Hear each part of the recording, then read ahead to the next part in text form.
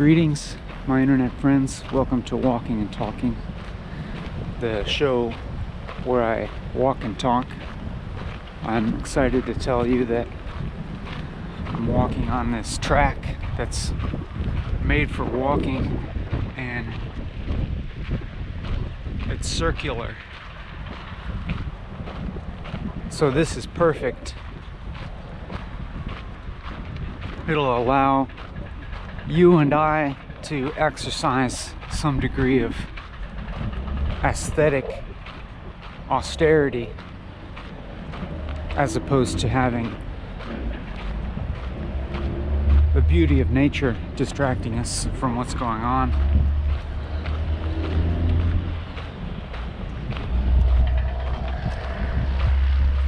And I hope that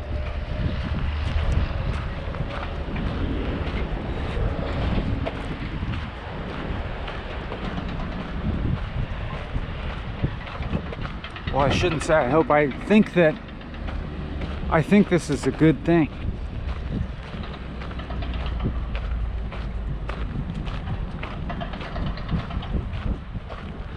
That there will be far less visual interest here, at least on the kind of immediate level where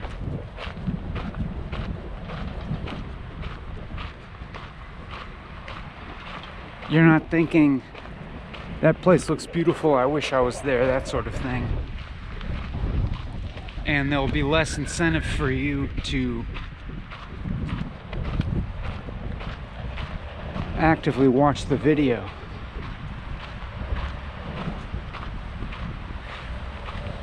And I hope also, I'm trying not to hope so much, but I'm predicting that as I walk in several circles here,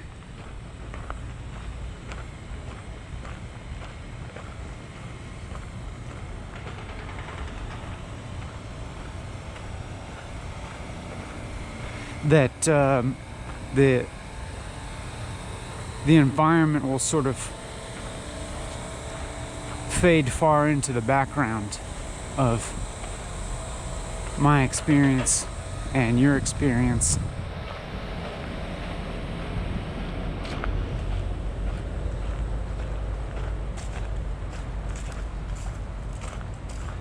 And also for those of you who are just listening to the audio, whether it be via YouTube or via the audio podcast form that I publish this in as well, that you'll rest assured knowing that there's nothing being missed.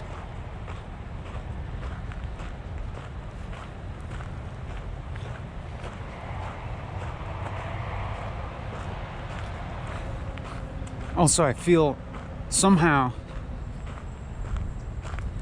that this choice is reflective of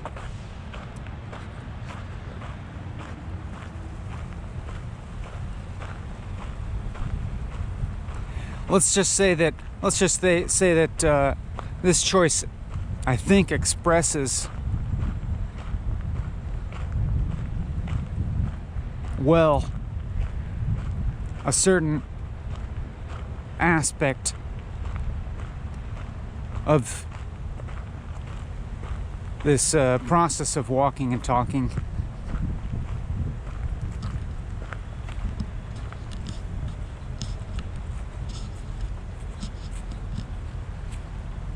And that, similar to the, not seeking out the sublime or the beautiful here, that this will help me apply that attitude also to my expectations about this process of talking continuously, which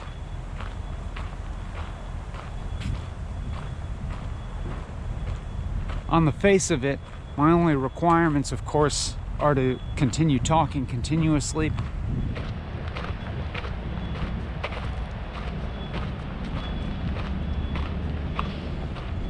And what is said is doesn't matter, you know, as long as it's but also, you know, implicit in that is that I'm talking in legible sentences and more or less correct syntax of the English language, and not engaging in poetry, or at least how I think of poetry is not this.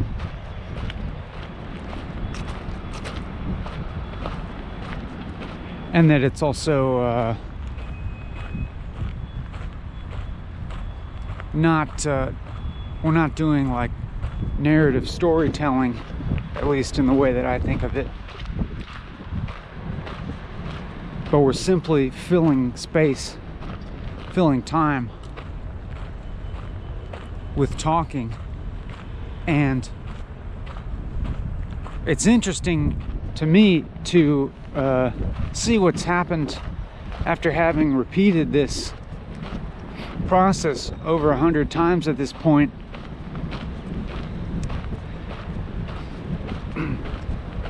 How even still it seems to in recent times have accumulated some sort of baggage, at least for me, and that I have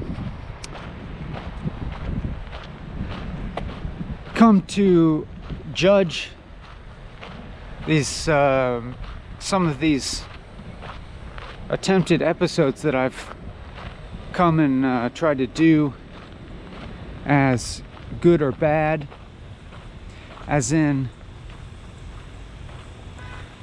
I'll make an episode and I'll try very hard not to think of it as good or bad, but I think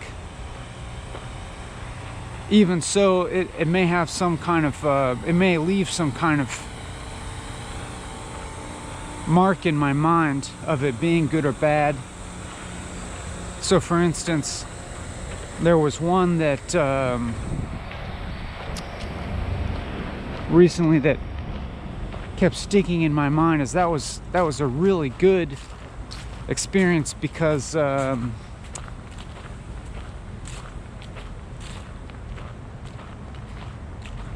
it put me in a place where I felt somehow outside of myself and felt rich with a feeling of discovery.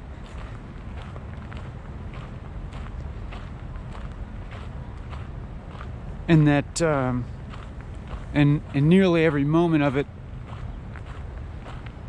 things were coming out of my mouth that I couldn't predict in some sense, or at least, I mean, at least this is how I'm remembering it. That's probably actually completely inaccurate as to how the actual experience was.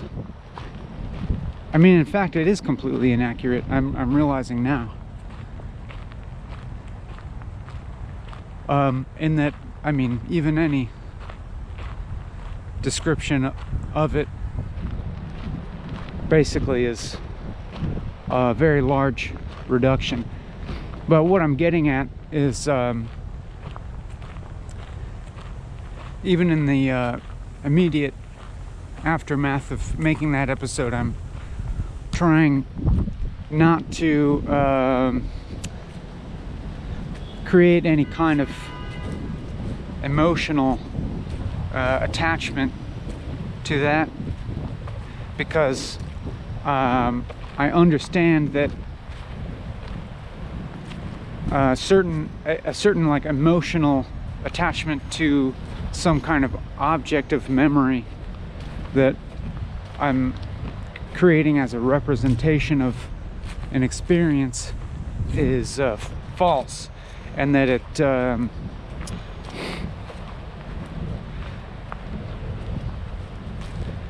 it's to some extent structuring my reality in a way that is, let's say,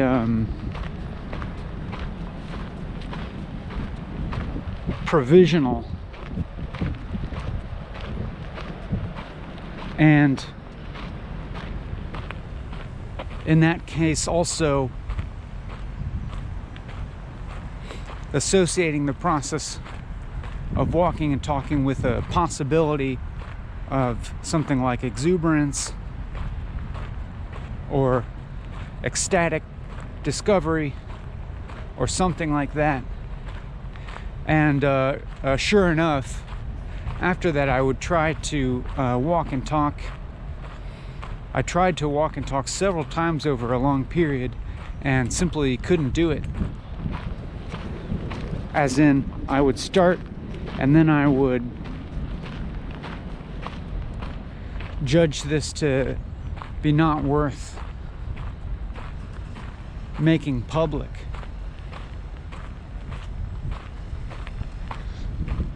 Apparently because, you know, there are other types, other criteria arising under which I was judging what was going on, and of course maybe that's to some extent inevitable, because as you can already tell with this episode, even by describing all of this, I'm implicitly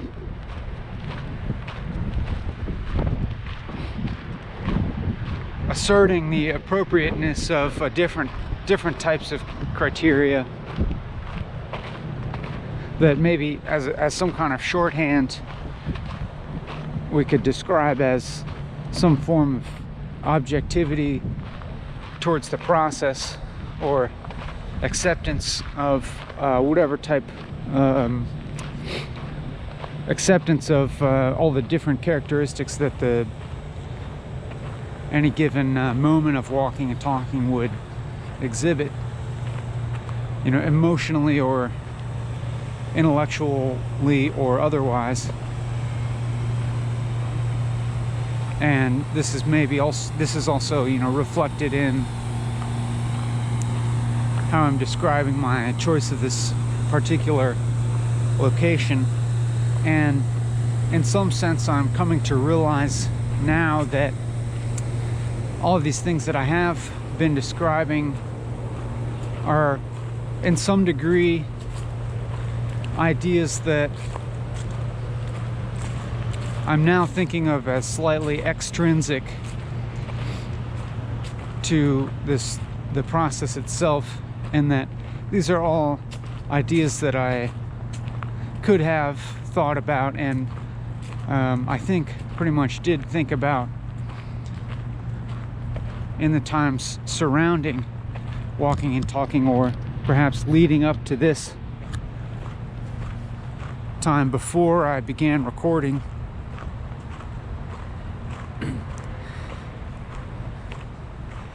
And I'm thinking of that as not necessarily a bad thing.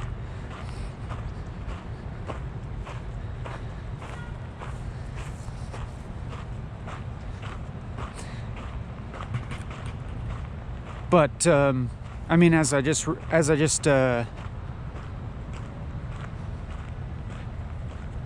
expressed, I was actually thinking of it as a bad thing, and then as soon as I express it verbally, it comes to my attention that I need not necessarily judge that as a bad thing.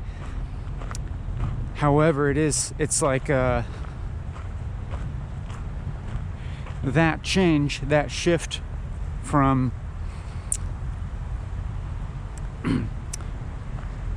that shift from kind of like tacitly assuming that a particular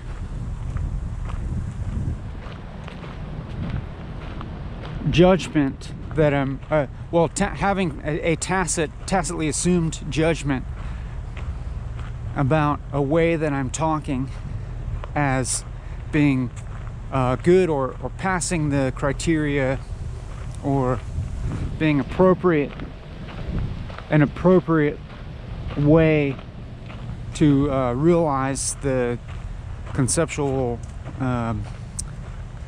boundaries of this process, and then coming to realize or coming to think that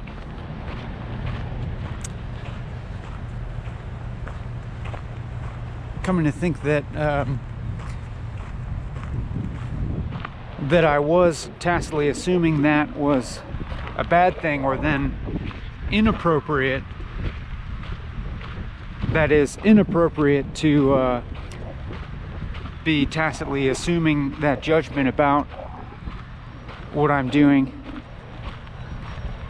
to then coming to think that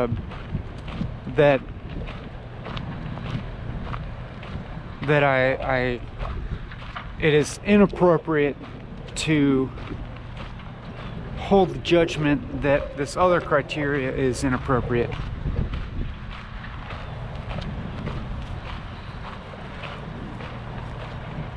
I mean, that sounds kind of confusing.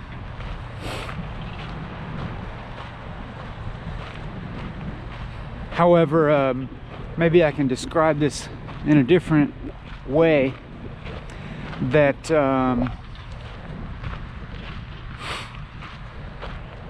it's something like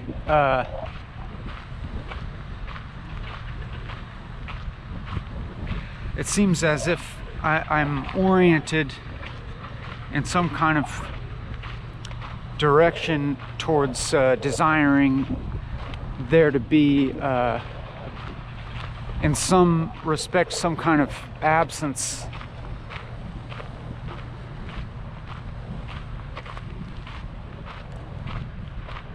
of tacitly assumed criteria other than the explicit one of the idea to continually walk and talk. And however, I seem to be encountering various ways in which that particular orientation that I just described manifests, in fact, as a type of tacit assumption about the characteristics of what I'm saying, if that makes any sense. As in, my apparent desire for this to within a certain boundary be free from, something like aesthetic guidelines or aesthetic preferences, or even particular conceptual preferences other than the explicit one, is itself a type of preference that it on the surface claims to be denying. So it's a little bit paradoxical to be even holding some notion of objectivity in my mind. I mean, even notwithstanding, obviously, that we're completely aware that the other side of that coin is that it's almost pure subjectivity, but then it's not. It's not pure subjectivity, nor is it pure objectivity. And as we're going along here, it seems like both of those categories seem to make less sense, or lose even their kind of definitional clarity.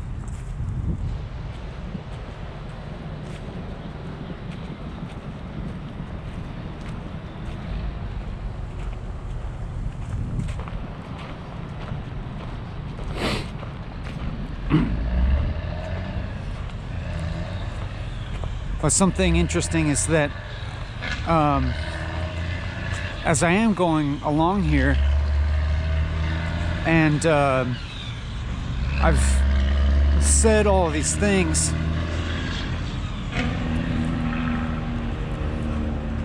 it actually feels as if there is some kind of distance that's been traversed, just kind of linguistically, conceptually, from the sorts of things that were said at the beginning, as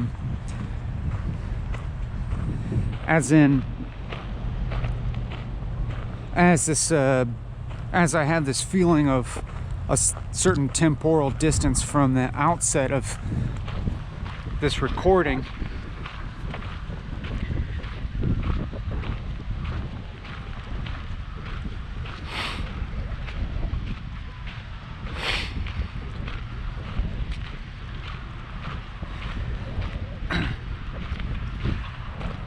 It could be said that I also feel a certain type of like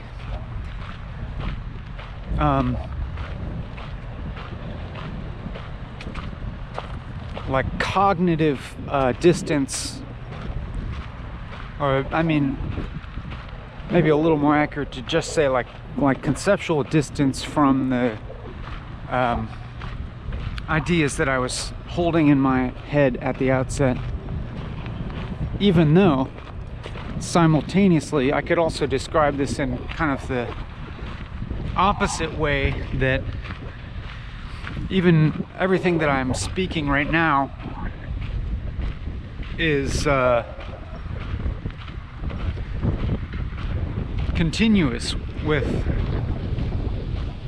whatever ideas I happen to be holding in my head at the outset, including those ones that I described previously as being like extrinsic,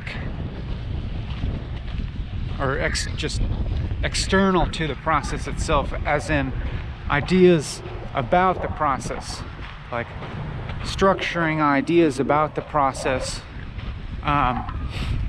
various notions that I had that of course were involved in, say, my selection of this particular location, and ideas that I still see as present in the particular way that I am talking in this moment as well, that I can perceive a type of continuity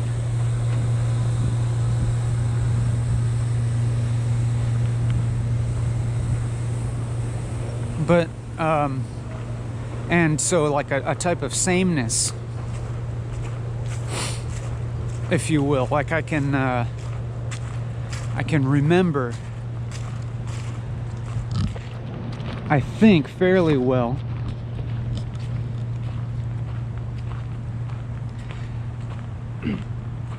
how I started and how I proceeded, and even predictions that I made about, for instance, I can remember myself just a few minutes ago predicting that as I continued walking here in circles, that the sort of environment would in some ways fade into the background, and think that that has happened to some degree, but then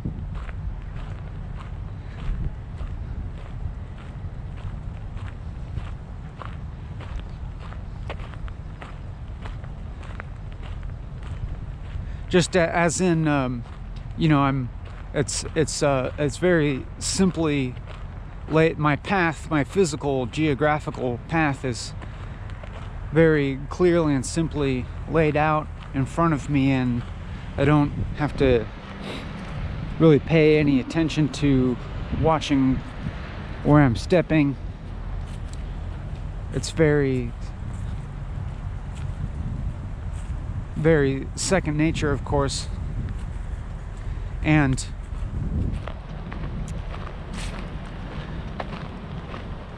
of course there's like not very much visually to notice, but then conversely I'm also noticing that those characteristics of my experience, and noticing difference in characteristics of my experience that are a result of this sort of sameness and repetition. I mean, very notably, the repetition of walking in these circles causes me to notice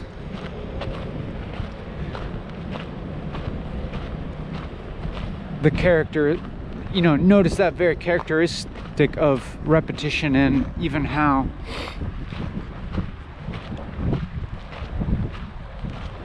these repetitions of visual stimuli, how one repetition differs from a different repetition, as in I'll pass the same object on the ground and it's a very different experience passing that object on the ground, you know, the fourth or fifth time than it was passing it the first time. And also to notice that, you know, having passed some totally nondescript, completely inconspicuous object in the path, that to notice that in fact there is a memory of it, even if I didn't originally consciously register the object.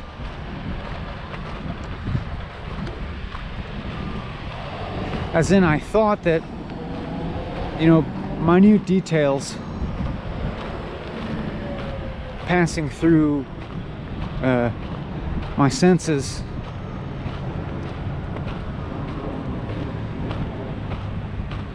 were not picked up, but then having passed them several times, it's like I remember that thing from the first time,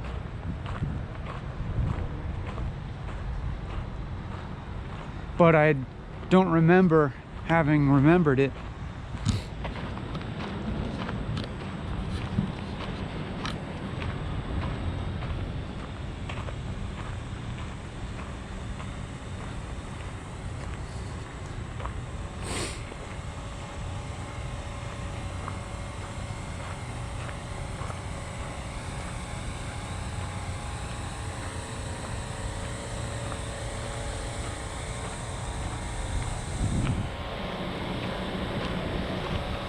Another interesting thing going on here is that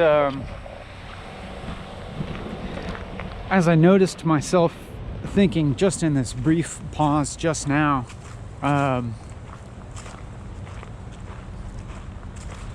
that various ideas about the degree of success or lack thereof came into my mind about this walking and talking, and in particular I just had this thought of how I thought in this moment this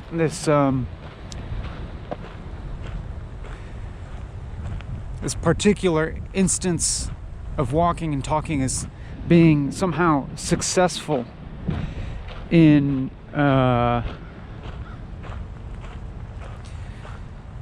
somehow like avoiding certain, like how I said before, assumed criteria. How it was, I had the thought to myself that I'm being successful at speaking in a way that avoided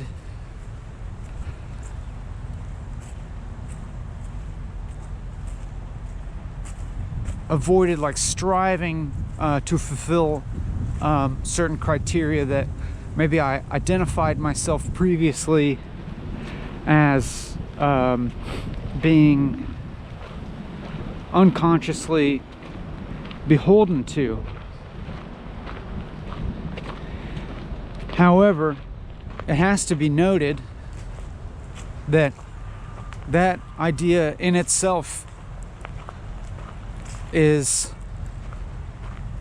a criteria of success that I, at least until a few seconds ago, was holding. And maybe that's what I noticed immediately after I had that thought, that it doesn't have to be like that either.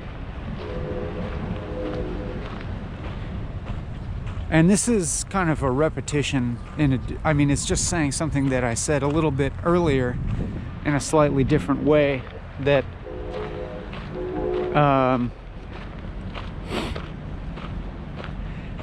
at any given point, if there is some kind of framework in place that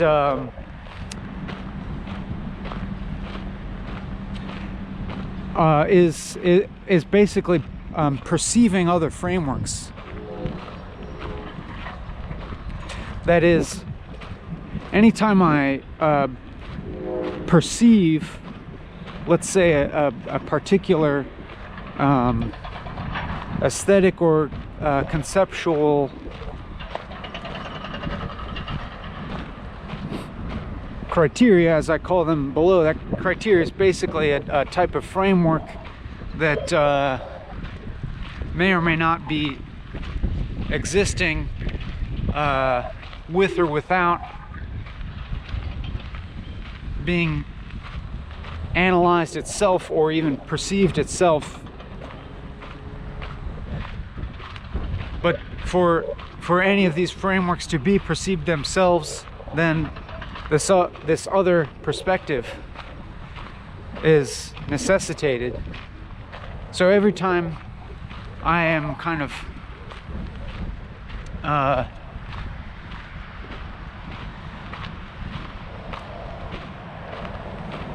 thinking that I am distancing,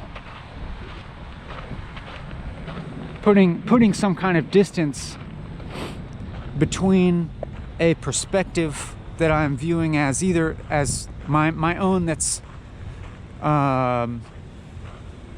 proceeding to the one that I have now, then that is in fact kind of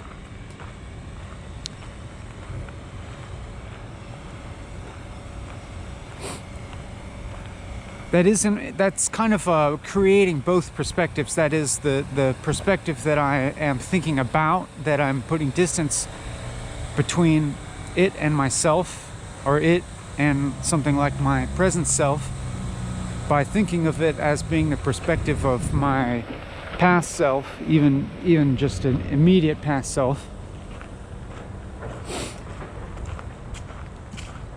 But then that perception is also constituting what I am. It's constituting whatever my present perspective is, at least to some extent constituting it. You know what I'm saying? And like, to the extent that I'm perceiving at all these other, and maybe when I say perceive, I should say something like conceive of, because this is so linguistic. Like, every time I conceive of a conception,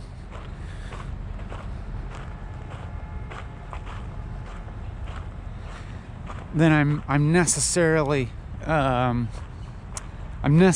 not conceiving of the conception of that other conception.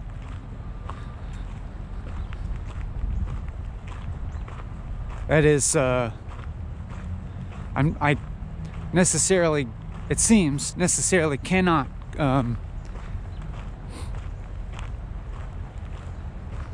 really conceive of the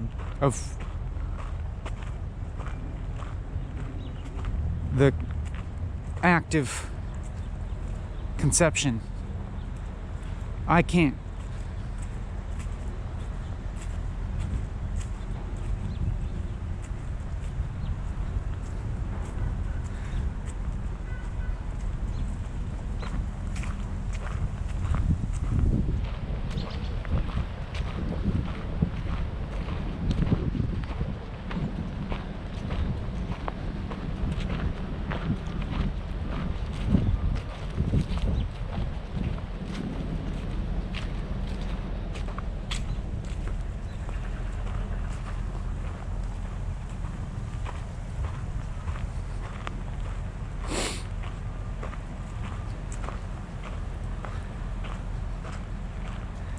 But that seems obvious.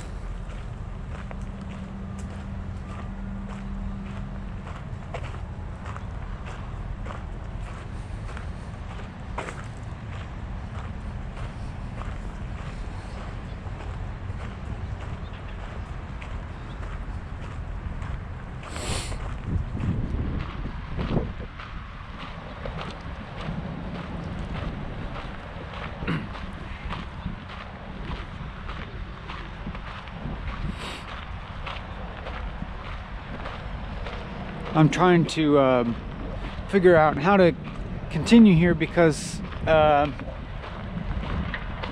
felt as if the self-reflexivity of the talking,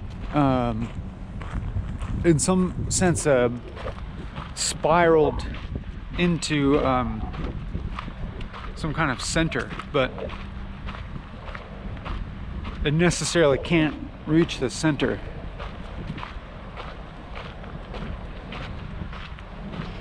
There's an emptiness at the center, but that we're kind of like swirling around.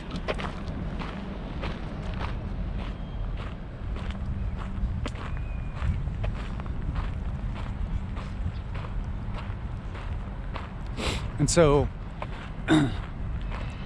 I'm making a choice now to not be allured by that unreachable center. That if it's impossible to reach, then it's necessarily like then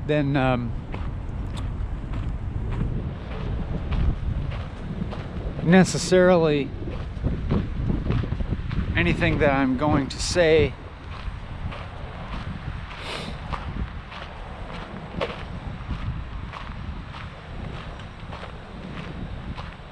in a sense keeps us both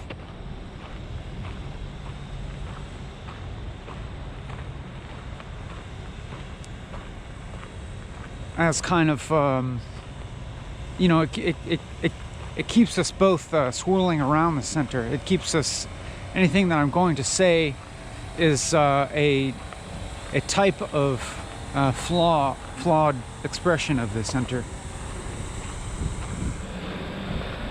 But then, flaw is too judgmental a type of word.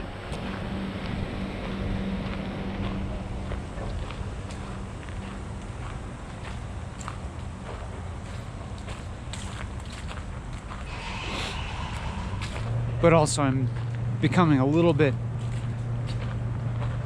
suspect of my own conceiving of a center of what, and that's all maybe starting to become a little bit too abstract.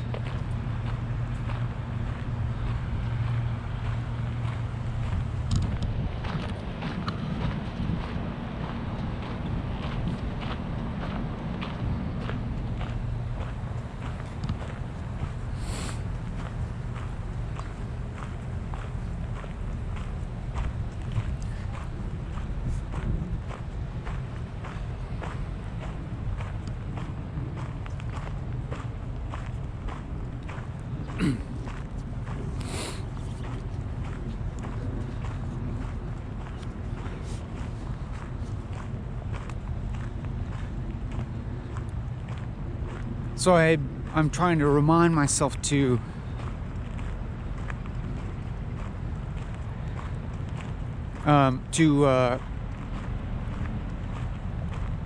accept whatever mental position that I am coming from in this particular moment, because I'm realizing that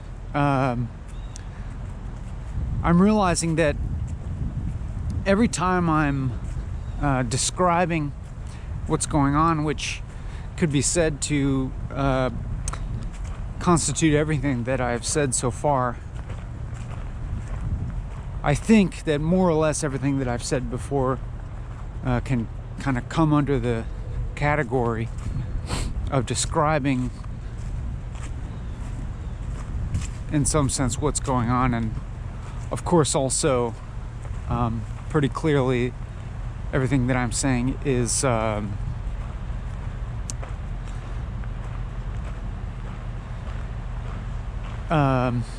necessarily like characterizing what's going on and framing what's going on. That is to say that there's obviously some degree of arbitrariness in all of these characterizations of what's going on. As in, it's apparent that as I'm talking about what's going on in any given moment, that in some sense it could be described otherwise.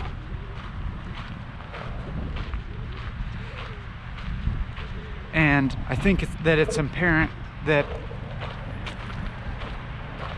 the particular perspectives on what's going on has been to a very large degree shaped by this continuum of describing the perspective, framing the perspective, and then I think you get the idea.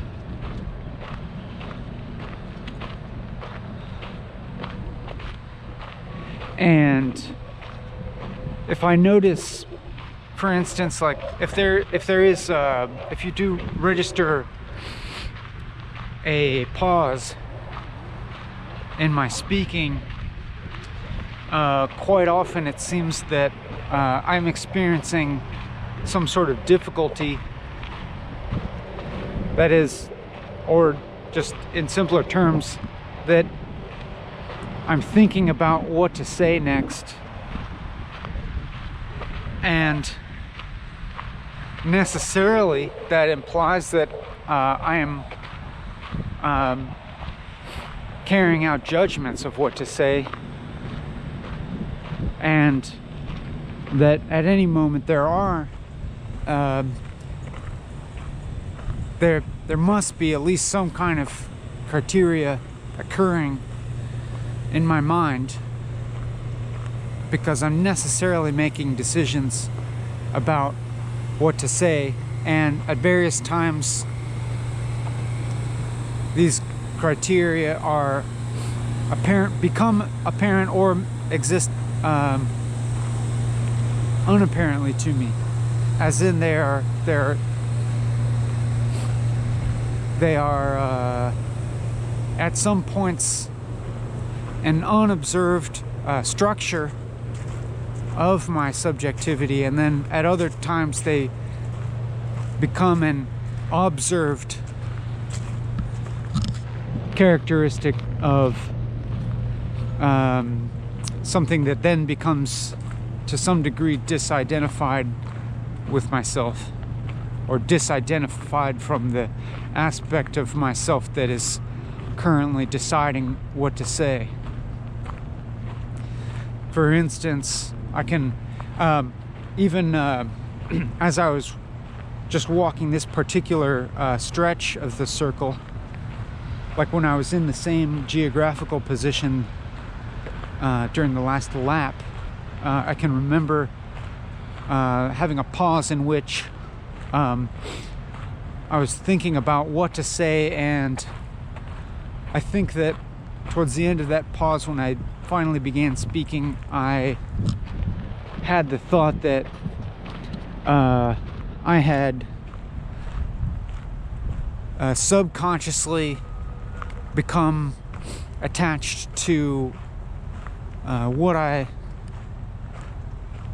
was thinking of as a subjective feeling of continuity, as in that I had become, in a very subtle way,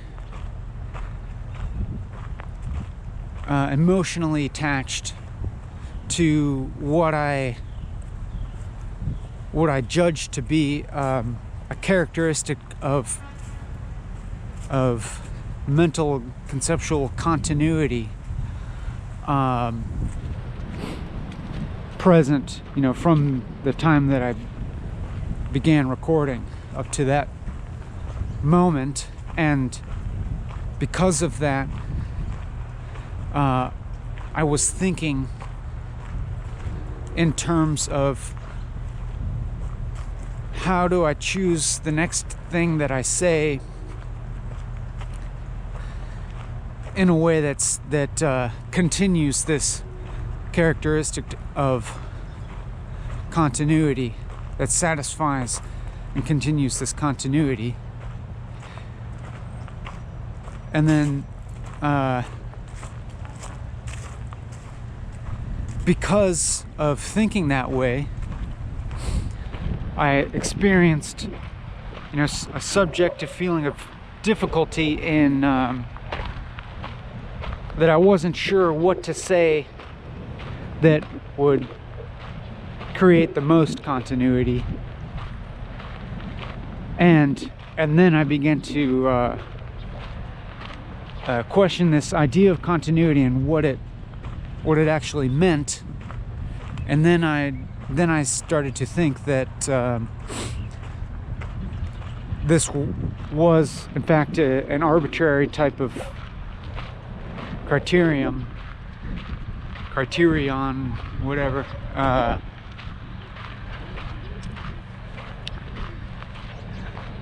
And so I then tried to throw that particular judgment to the wind and begin talking along the particular segment of thought or whatever that has been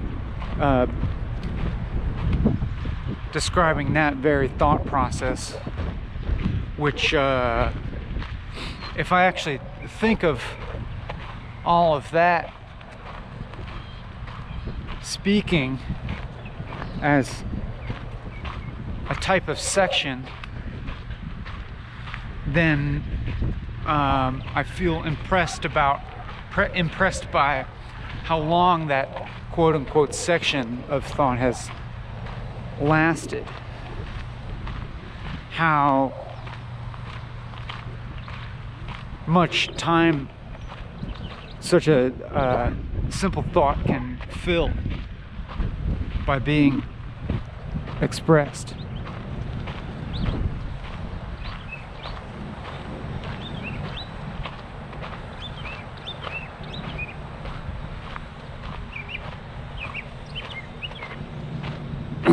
But then again,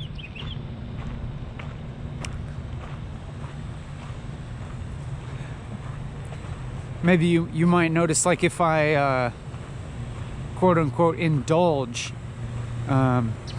in the satisfaction of being impressed by how long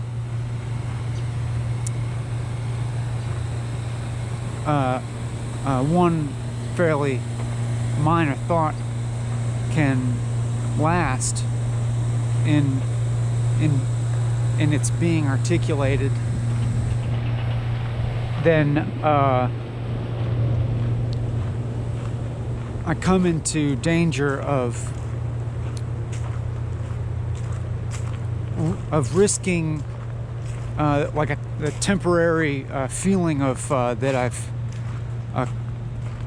come to, say, realize something, or that I've come to, like, thinking that, oh, there's a type of closure here, that a thought has been, say, completed in some sense, and then but then I quickly come to the recognition that I'm still within the temporal boundaries of this process of walking and talking, and therefore I'm still kind of self-compelled to continue talking, and but also along those lines, it's not like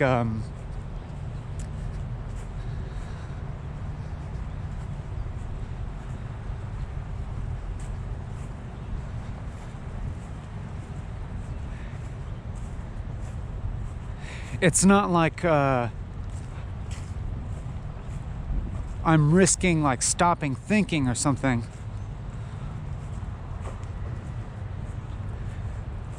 Because even when I, say, complete this video and I turn the camera off and I stop recording, that was funny, when the camera that I'm using accepts voice commands, and so it accepted that last one that I unwittingly gave it. That when I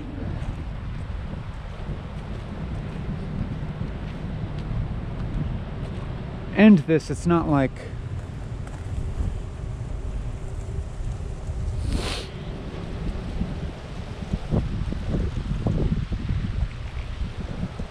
this process really stops, but when I end it, it does become freed from the particular boundaries that I'm keeping on it for this duration, which I'm sure will come as feeling like a type of relief when I get to the end, to be relieved of this particular boundaries. And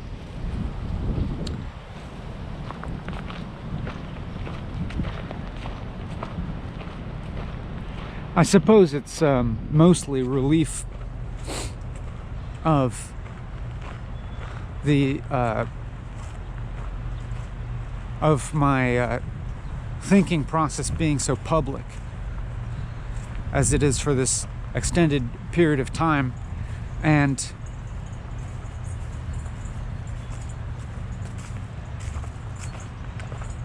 I mean, obviously it's not that I dislike this being public. However, my I suppose that my knowledge of it being audible to you is also an implicit structuring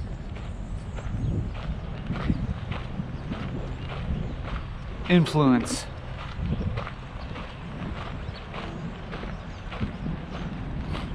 And that I'm simply trying to speak without a lot of reference to the personal or aspects that I would require like a lot of specific explanation. Maybe that's not really true, what I just said.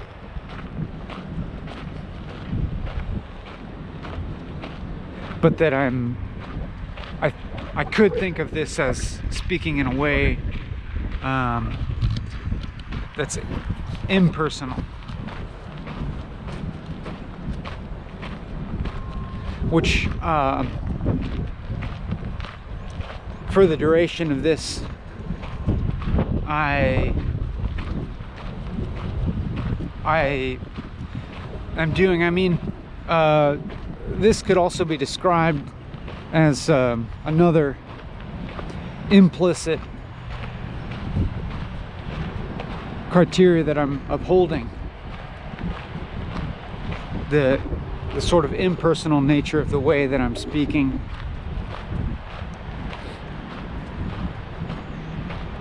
And it could be said that I'm simply, because it's you know, maybe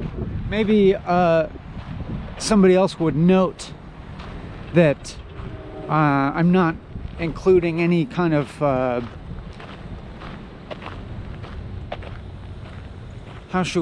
I'm not even sure how to put this, that I'm not narrativizing about my life or something like that in here, which, you know, could easily be another device with which to fill time. I could tell you stories that I remember from the past of my life, or even make up stories. They could be true or not.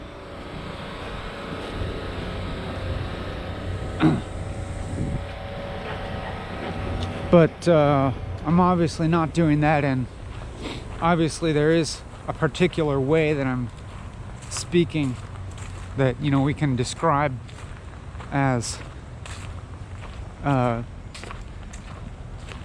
very self-reflexive about the speaking itself.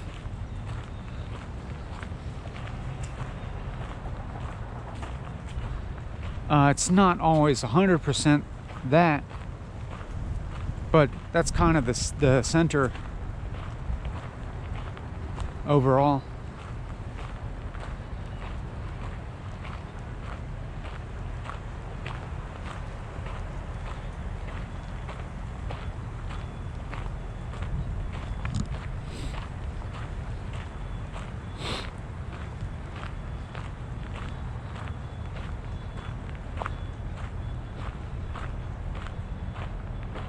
Why is that? I'm not totally sure, but maybe it's simply that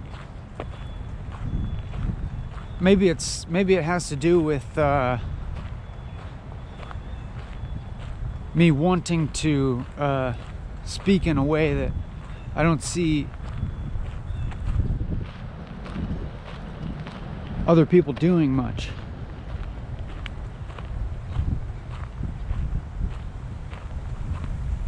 I don't think I've really encountered a lot of people speaking for an extended period in such a particular reflexive way about the speaking itself. Maybe that's just it.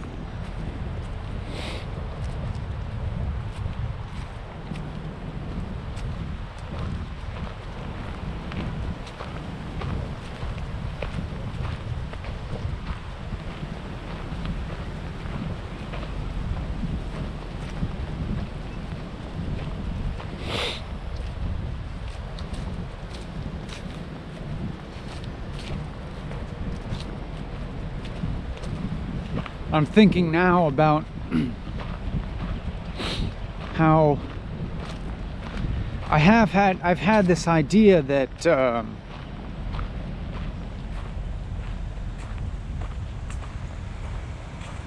somehow I'm speaking in some way that potentially connects to or expresses or somehow implies or points toward an aspect of experience that is not only that is impersonal in such a way that it could potentially be very relatable, in that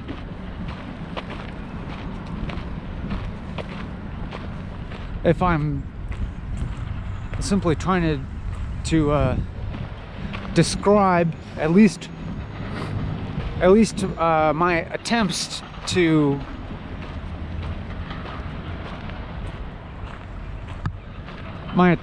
maybe like observe what I'm thinking of as something like fundamental aspects of experience that are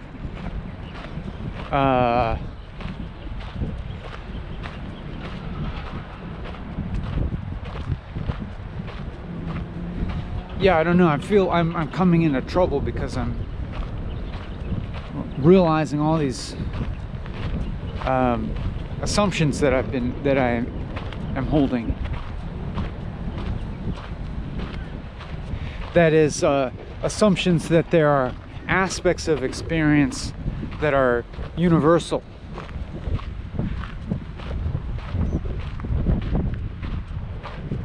Or at least aspects of human experience that might be somewhat universal, which I'm not saying is necessarily not true.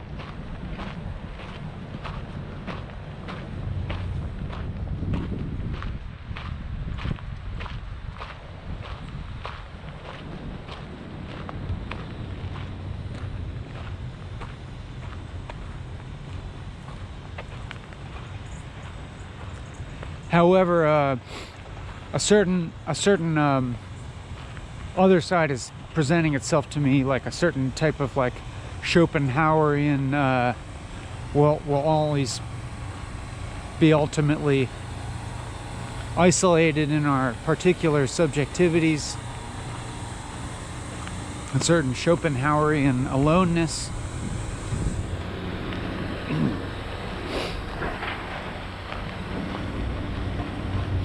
Or, you know, this specter of solipsism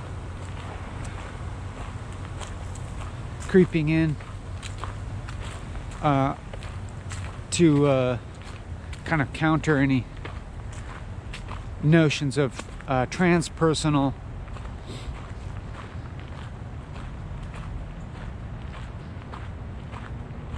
aspects of consciousness, or to counter notions, any types of notions of panpsychism or that sort of thing. But I'm getting a little too far afield. I'm making too many leaps. I'm judging to myself, at least, like, to be speaking. I'm trying to rein it in.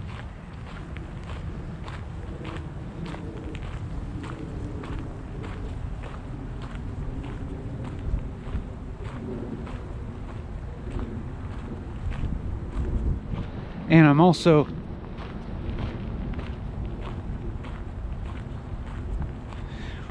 thinking now about devices that I use to fill time, or not even necessarily just to fill time, but I'm thinking of particular topics arising, and I'm I'm seeing them as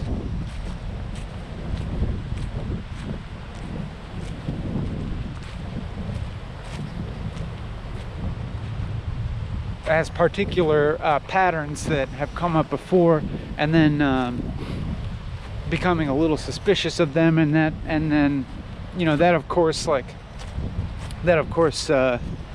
is implying a particular inclination towards some idea of like achieving some like blank slateness, or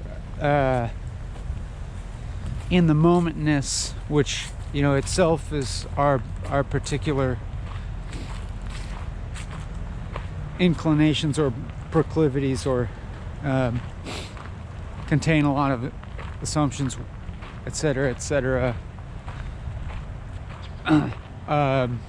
And also this entire of course, this entire thing of talking in the reflexive way, losing any air of being a positive thing, or losing any inherent reason to be desired. You know what I'm saying?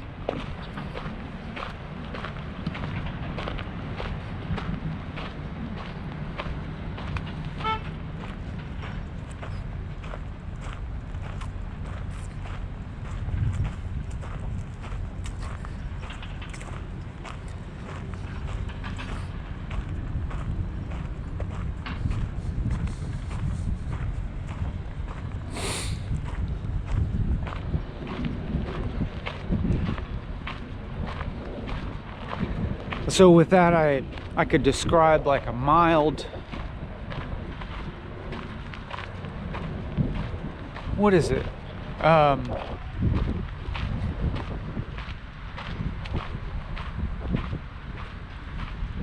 Like declining toward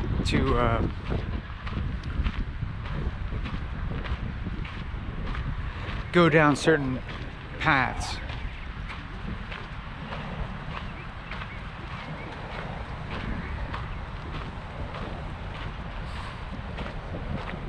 It could be also that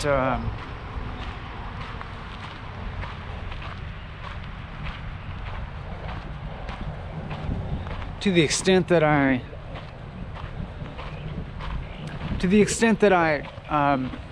imagine myself as having been riding any kind of current of momentum of a particular train of thought, you know, having started it out and being able to continue describing something, or continue to elaborate on something in a way that feels relatively straightforwardly processual, that at times, if I perceive something like the letting off of that momentum, then there's a potential to view whatever mechanism it was that was creating that perceived momentum as being, you know, something likened to like cheating in a certain way. And then obviously that's not really true. It's like there's not really, I mean, nothing that I've been doing is like cheating.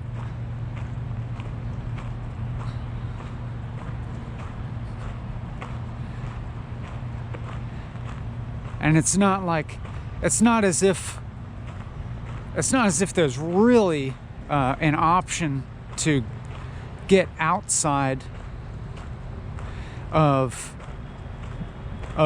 you know, what I would imagine as like an easy deterministic unfolding of things, as in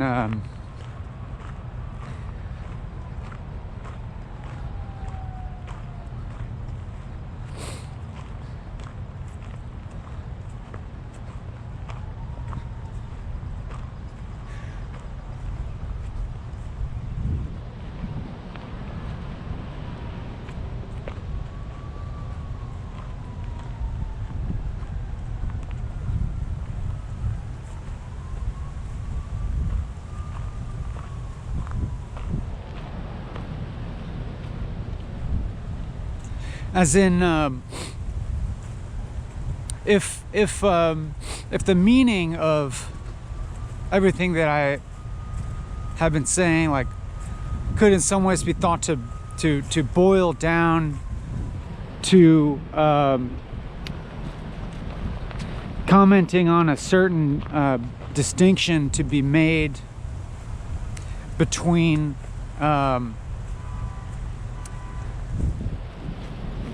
on one hand, like a deterministic or non-agentic unfolding of speech that is, like, you know, simply a linguistic process happening, and that involving to that always involving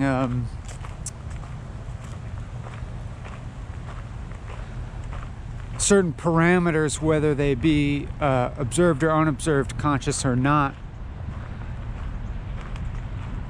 All of that on one hand, and versus on the other hand, like actual agency and like subjectivity, as in not like the personal necessary, but subjectivity as simply like the interior side of consciousness or something like that, that as that represents this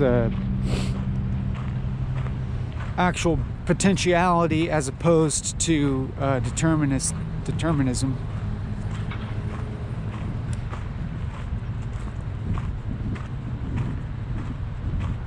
I mean, in some sense, everything that I'm saying could be thought of as abiding. Everything that I have been saying could be thought of as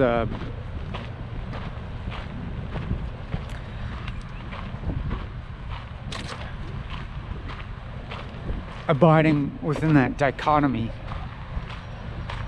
For instance, and it's not that I'm like judgmentally continually disavowing my immediately preceding perspective.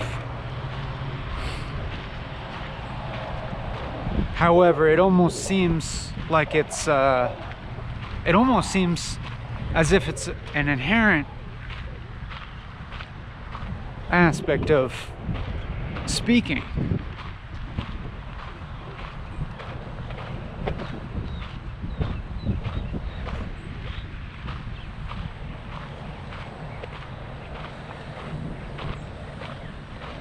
That there would be this distinction between that which is doing the speaking in the present, that is implicitly connected more closely with consciousness, aka potentiality, aka subjectivity, agency, so on and so forth.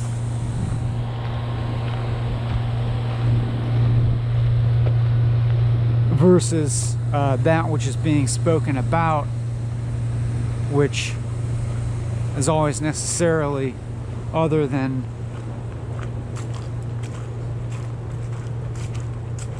that, even if what's being spoken about is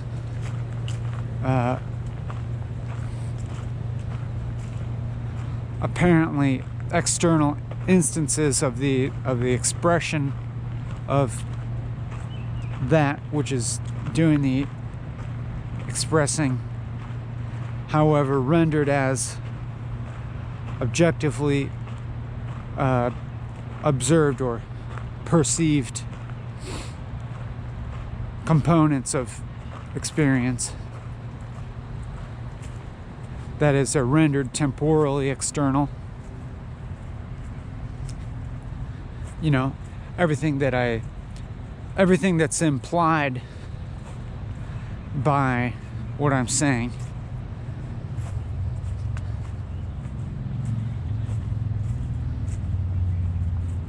is rendered as external to here and now. You know what I'm saying?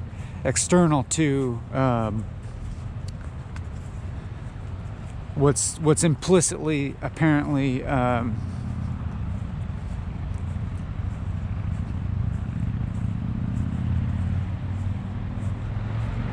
of referred to as like intrinsic, or maybe to some extent implicitly desired, like as I said something about like the center that we're swirling around.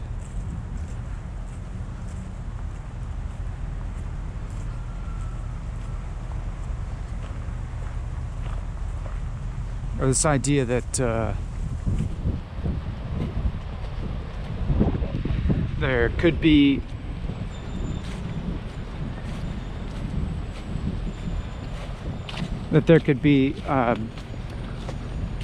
something that's like pure and free from the kind of like unexamined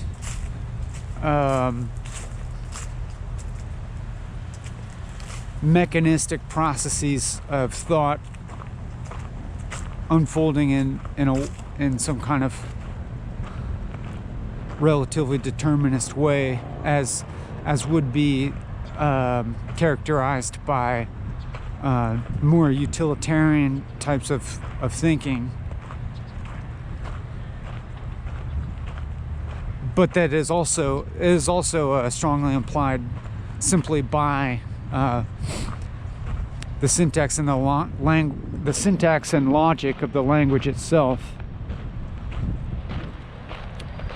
That even me speaking and abiding by the logic of the language itself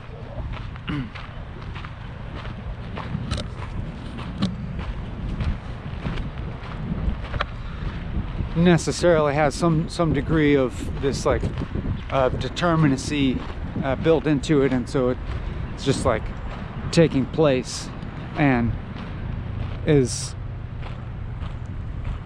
necessarily like to some degree removed from something like a pure subjectivity. I mean, I'm saying all of this also in a mild form of disavowing that dichotomy and that way of thinking about it, which seems almost like, in some sense it almost seems like that's the only way that I can speak, as in it seems as if the only way that I can speak is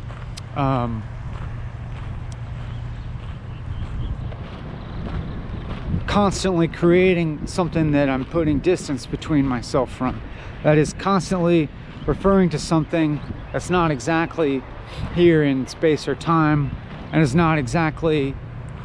also not exactly here in terms of the implied subjectivity that's speaking. The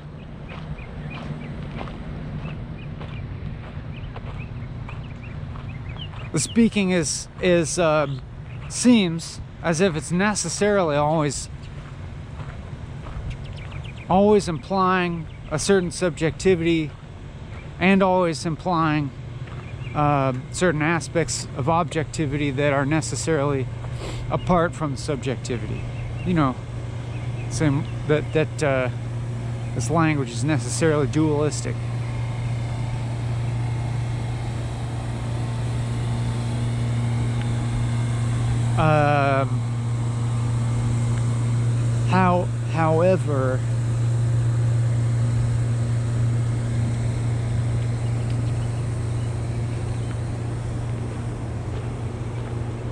However, to the extent that I'm talking about this necessary dualism,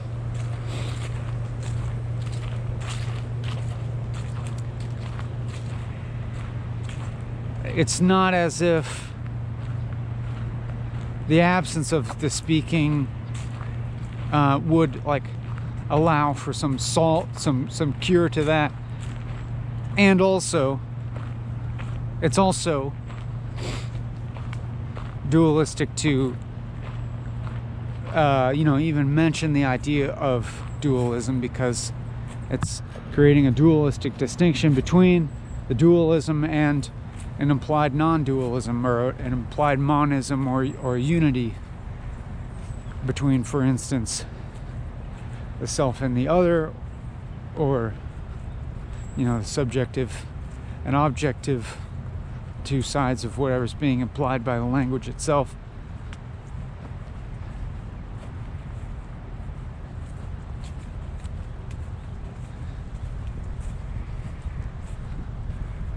But also,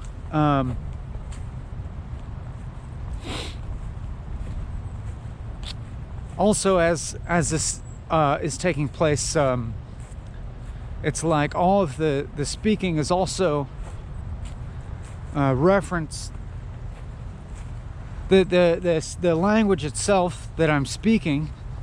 Everything that I'm speaking is also constantly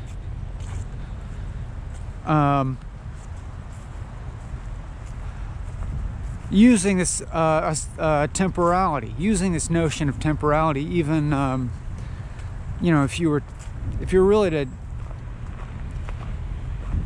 take it at face value, that it's really continuing to like erect and uphold temporality. Like that is the differences between what I have said, what I'm saying now, and what I will say in the future, implying a difference, in fact, between, you know, what I said before and what I'm saying now, and the temporality being very inherent to this notion of that the supposed place where the speaking is like coming from, like this idea that there's a real center from which the speaking is coming, and maybe even implicit in that the notion that like we could get closer to the center somehow. That is, and I'm saying that the temporality is evolved in that like that the real center is always, you know, acutely in the now, at the very, you know, center of the present moment, you know, like the power of now being present and all of that, which is, you know, that in itself is an interesting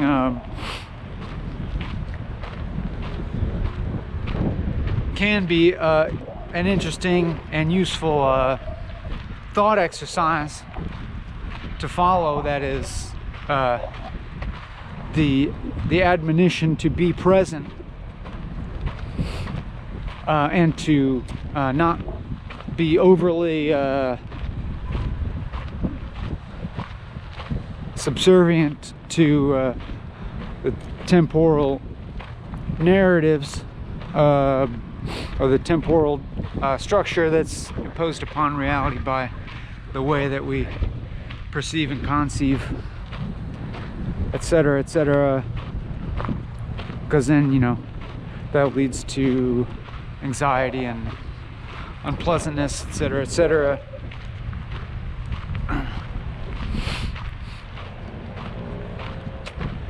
However, if you are to actually take this presentness to its logical endpoint, when the sort of mental structures of temporality break, like when the mental structures of the past and the future are seen through and kind of, you know, lose their hold, simultaneously, then the idea of the present also goes with them, because you actually cannot have something like the present without it's kind of like equally structuring concepts of past and future as components of temporality, you know.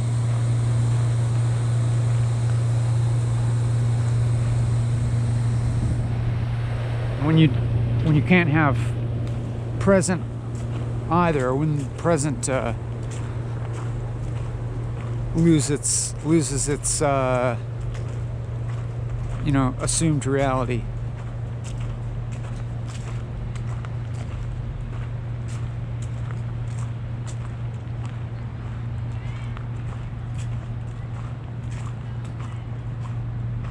Then, you know, maybe what would be applied as the more appropriate or representative way to speak would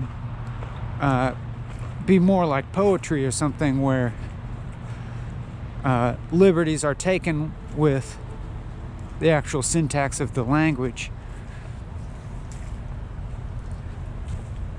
And, you know, and of course liberties being taken with, like,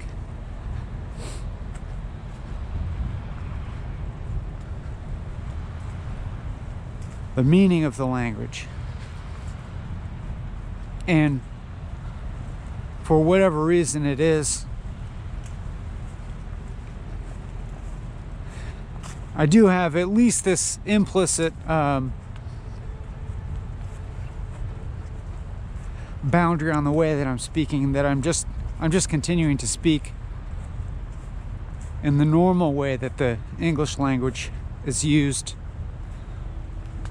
But maybe that's because I kind of think that through this process of doing it, for speaking for a longer than normal duration of time, and with, like, what at least seems to be a relative absence of, like, concrete subject matter in this reflexivity that I'm using, I have this idea that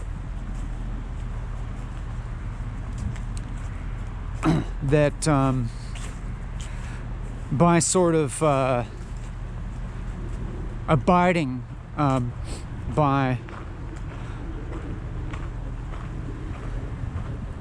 the framework of reality that this language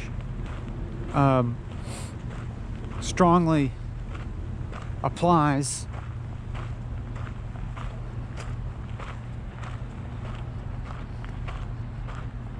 by sort of abiding by this for a really long time and using the language itself to kind of look at the language itself, that over time, that the kind of the sort of provisionality, or the how should I say, that framework itself just becomes more visible as a framework rather than being the invisible structures of perception.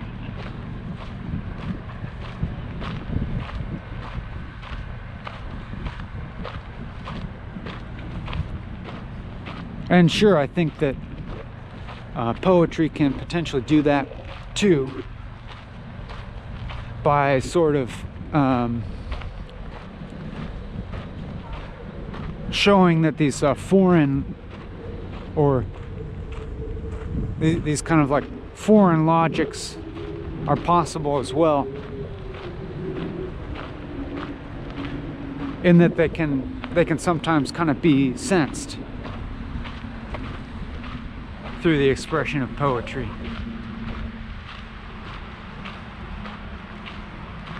So I guess the aim of this is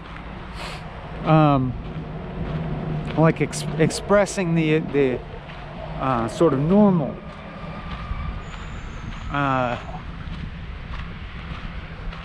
use of English language for a really long time, and kind of makes its own, makes it visible to me in a way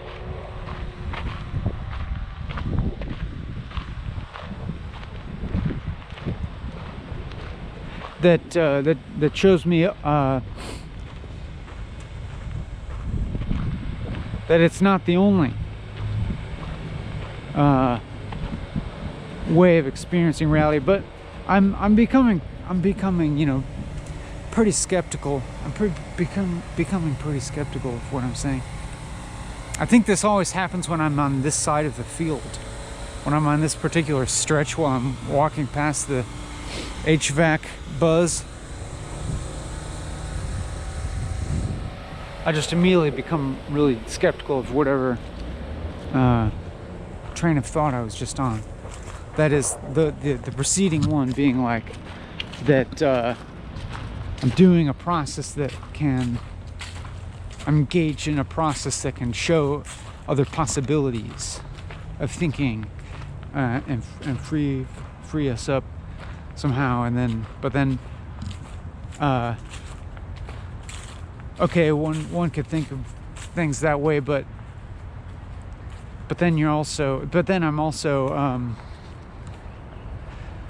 that idea in itself necessitates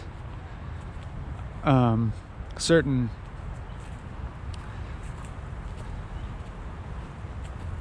it necessitates the very logic that it would have pretense towards weakening, as in the type of dualistic logic that conceives of things like freedom versus confinement, or possibility versus actuality, or possibility versus status quo, etc. Which obviously I'm maybe skeptical of that, of those types of dichotomies as well.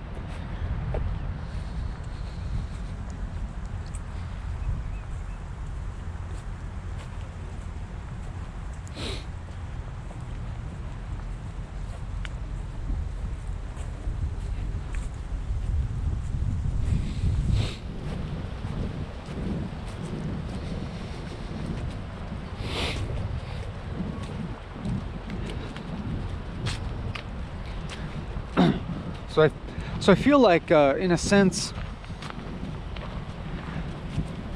I'm not going anywhere here, and I'm not getting anywhere, and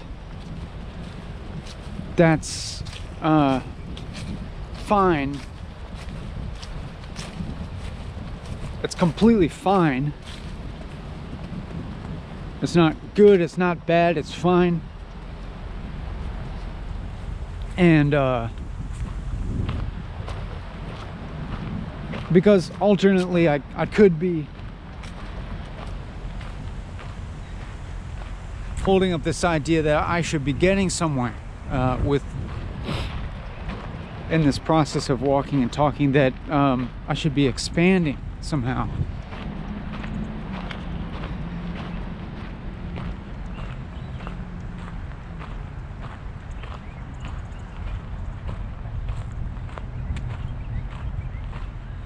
And then, but you know, that all of this just like brings me back to the paradox, in that the notion that I should be, or even could be, doing something like expanding, you know, mentally or emotionally or spiritually or however.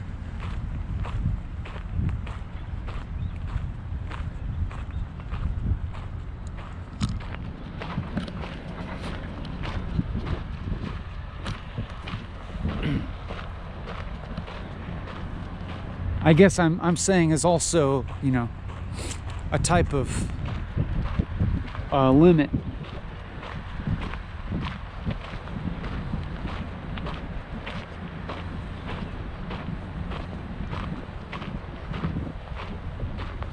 And so I'm also, I mean, in the same sense, I'm almost saying that, like, limits are inevitable for there to be anything at all.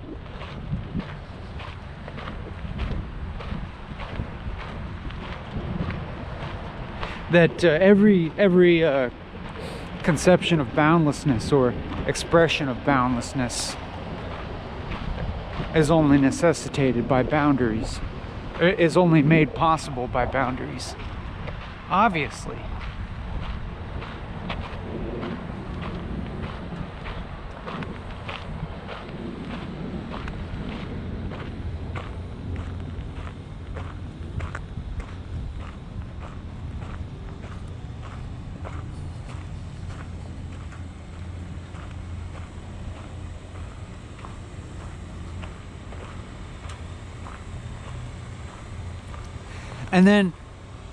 And then the problem is with what I just said, or the paradoxical nature of what I just said, is that to the extent that what I just said contains any implication of judgment, it's that the conception of boundlessness is problematic because even to conceive of it requires of conceptual boundaries in order to give the conception any sort of meaning, or even to give it, even for it to be perceived, even for an idea to be perceived, even if it's an idea of like total boundlessness or something like that, or even the idea of you know, personal disillusion into a trans-personal, non-dual state of being, or what have you, is completely dependent on dualistic perspectival existence.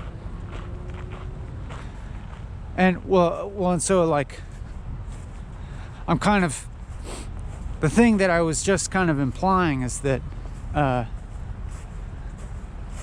that's for some reason a problem, or that the bad thing about the idea of boundlessness is because it relies on boundaries.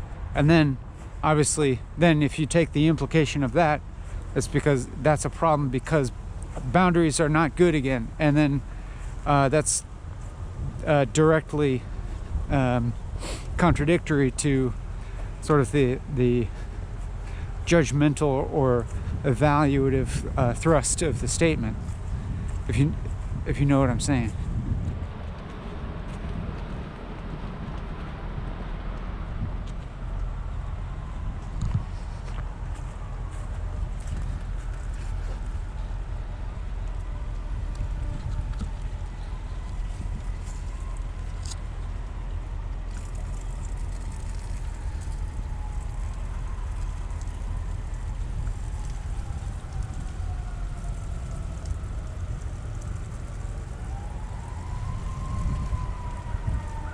And so it's actually kind of, in this moment I'm seeing it as actually slightly humorous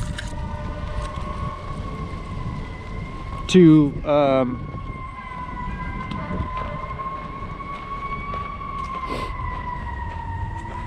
to observe like an apparent sort of like emotional animism attached to the things I was just saying recently. It is completely arbitrary which way the emotions are going. That is, the emotional valence, whether it be positive or negative, is completely arbitrary. As in, like, I could say what I just said with the type of emotional valence that it's problematic, and so there would be this implication of like annoyance or of like refuting something that's widely believed with a mild tone of indignation, or as of righting a problem. Or conversely, it could take on a positive emotional valence, of which the sort of like implication would be like one of acceptance and embrace of all expressions of reality as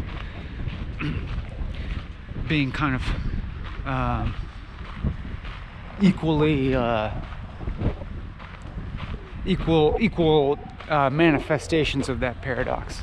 Maybe might have made a little bit of a leap there, but for instance,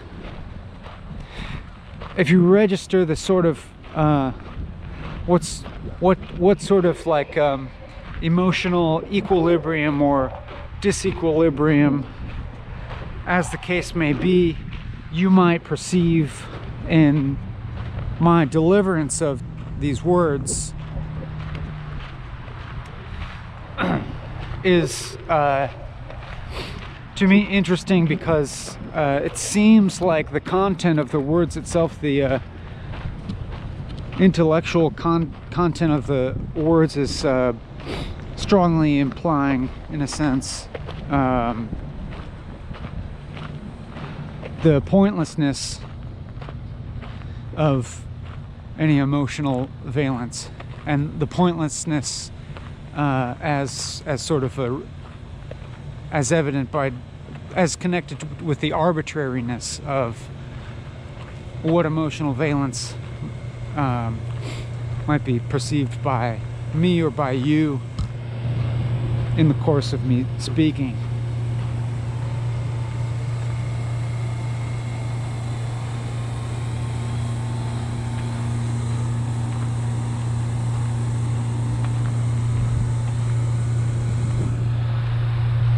As it sort of becomes increasingly apparent to me that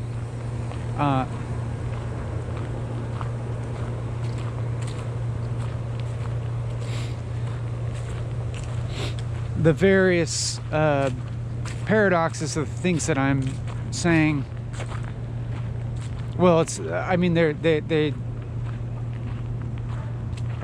I guess I'm thinking of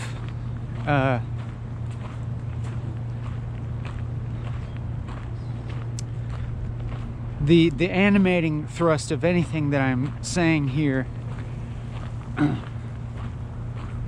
can be thought of as a problematization of things, or just like expressing various aspects of a problem, but problem having a slightly negative connotation. Or in other words, the animating thrust of everything that I am saying as being reflective of what I'm thinking of as a kind of central paradox.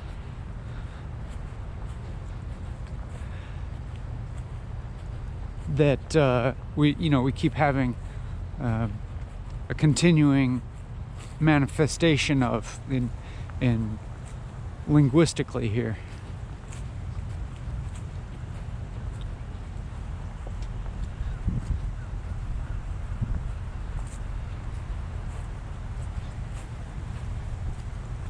As evident in how kind of everything that I say, it seems like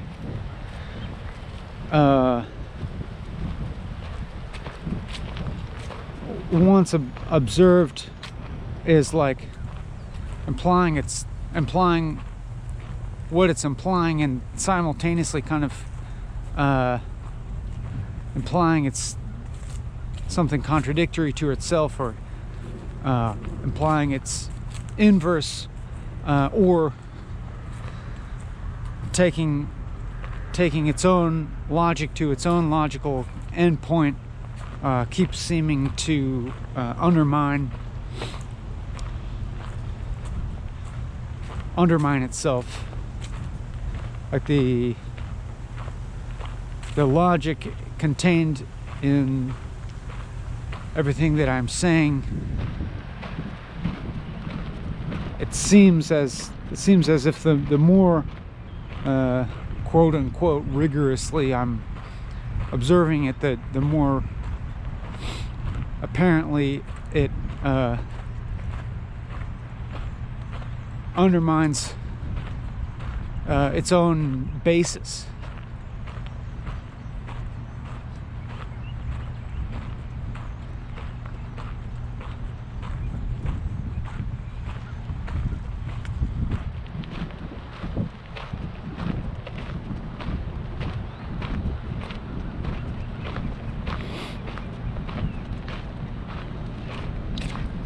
And I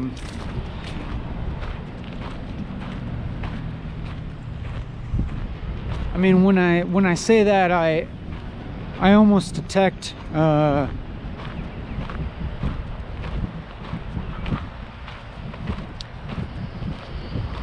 hint of some kind of like implied standpoint of wonder or marveling at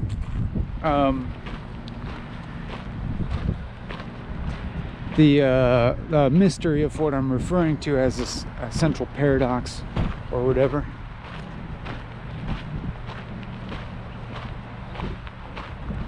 However, it's not like I can honestly say that I feel something like that at the moment. But I mean, I guess as I say that, then I'm also not feeling it, you know? Like I'm not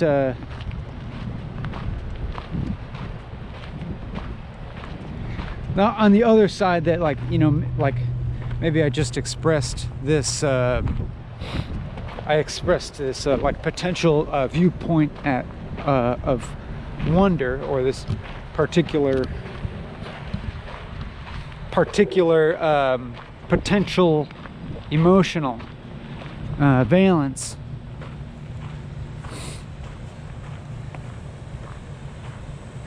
My describing that implies the inverse of skepticism.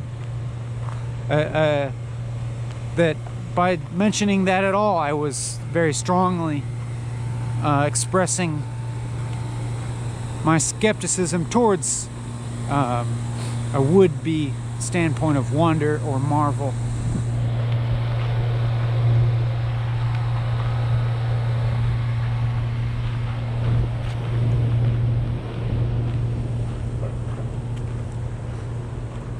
And then, of course, like, you can probably predict where I'm going now, which is to question if there's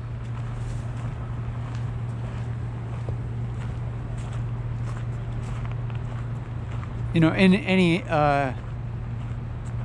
real reason to continue from a standpoint of skepticism, or if there's to question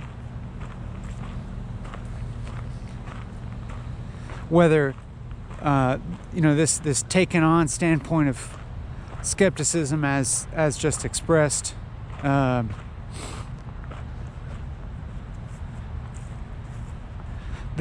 That also has a particular,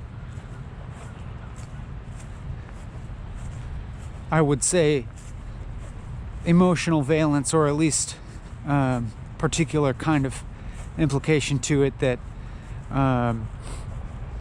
that I'm now not seeing as inherently necessary, but I'm seeing it as sort of the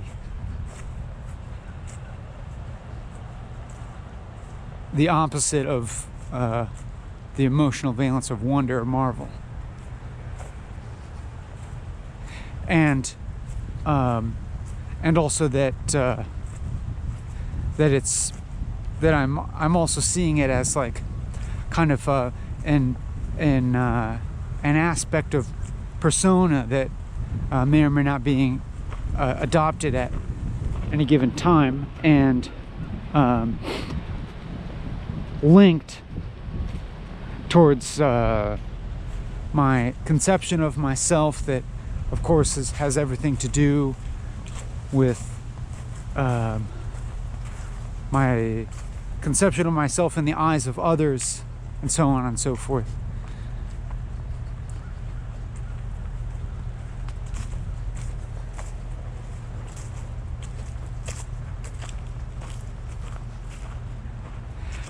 But I think to return to something that I meant to get at a little bit ago,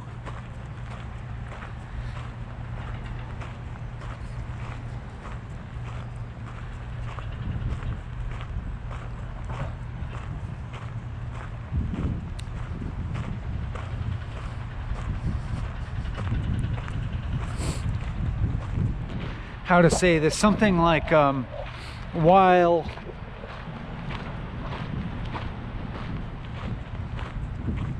I'm upholding a certain logic of normal English language and describing things in a way that adheres to something like truth as a concept, or that I'm going forth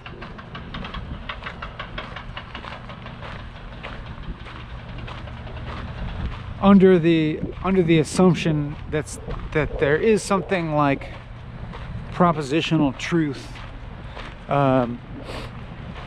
as kind of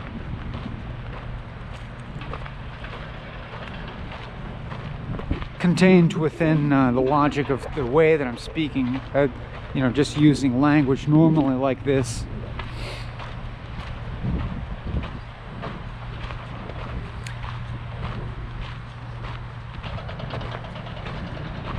And there's like this, there's at the same time like a normalness, and its inverse.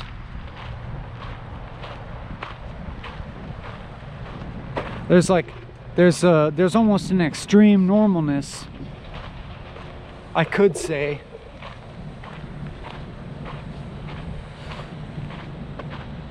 about this experience. That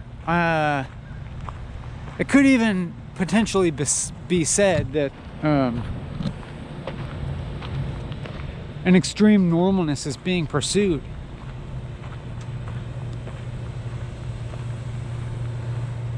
In some sense, being expressed again by this choice of location,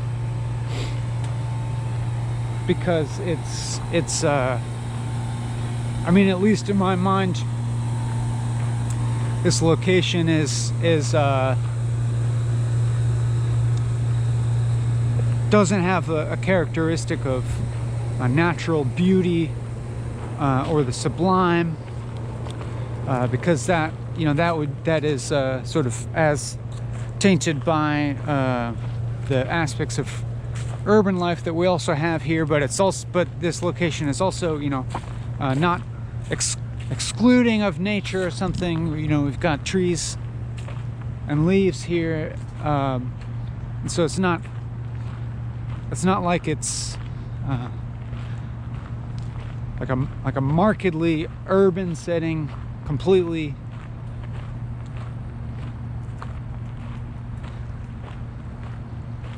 I mean, I suppose, you know, I would have to admit to you that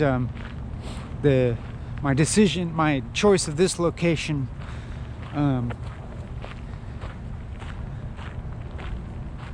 was based upon some judgment of mine of it representing some kind of neutrality.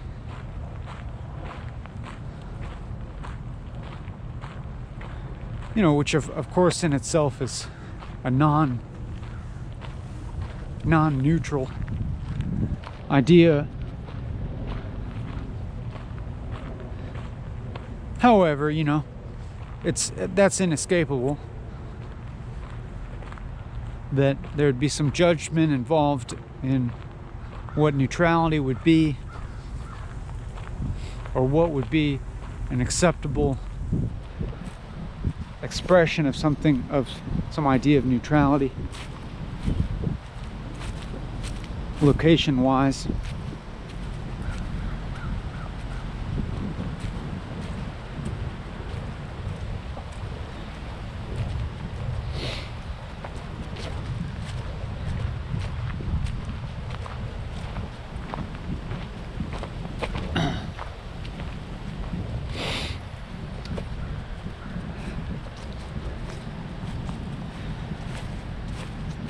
Now, what was I getting at? That, yeah, I mean, I'm just talking about the location as a sort of as a way to kind of like illustrate the aspect of this that I am just describing as normalcy. That really at any given moment here, like, I'm just talking in a sense, like I'm just talking in the normal way, and there's everything normal about how I'm speaking, and how I'm walking, and how I am experiencing myself, and how I am, you know, for example, conceiving of you as a listener and attempting to communicate to you just in a way that's at least legible. That is, you know, you at least to some extent properly understand the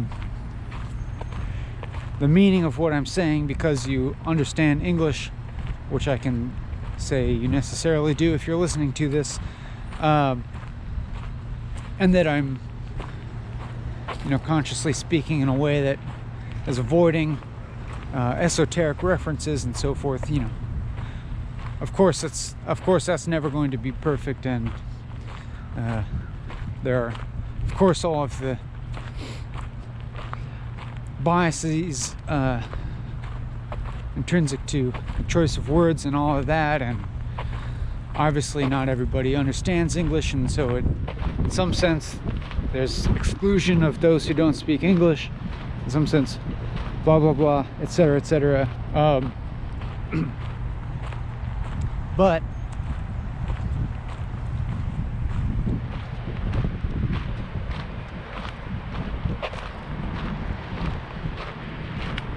what was I saying? That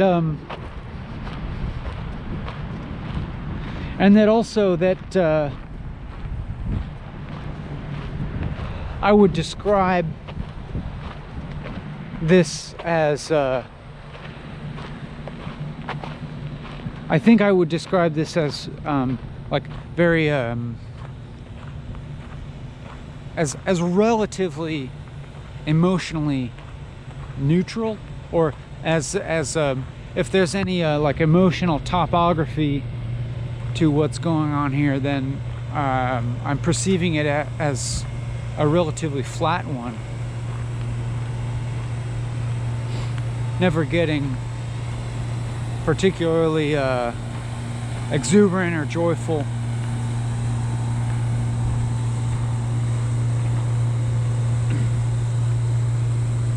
Or like particularly happy, but neither the inverse either, not being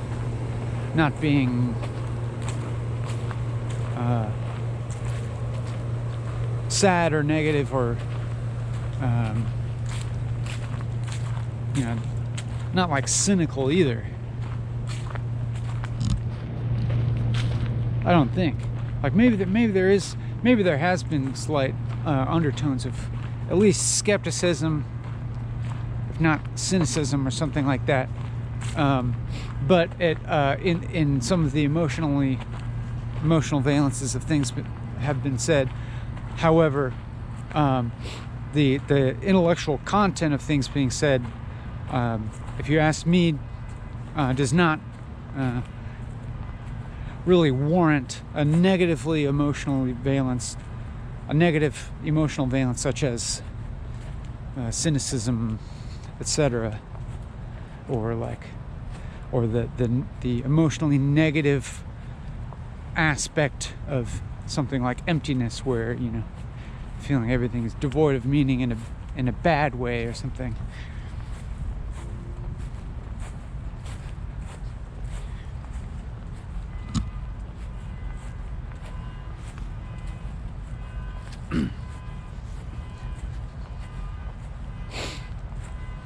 Like it kind of seems to me that, like, at least the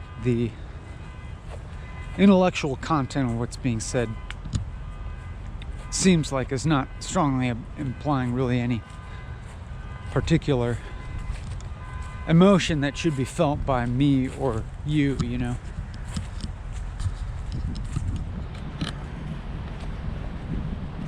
Yeah, if anything, it seems as if the implications of the intellectual content here and what I'm describing as the relatively flat emotional topography that is taking place, as I see it, are consistent with each other.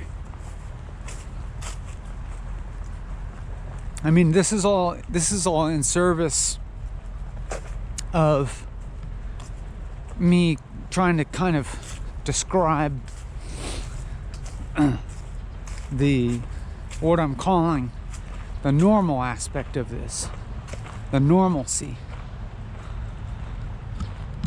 Like it appears to me like a normal type of location.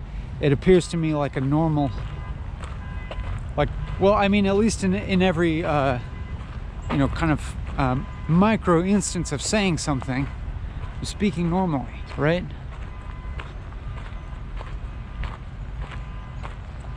Like each particular thing that I'm saying, you know, within some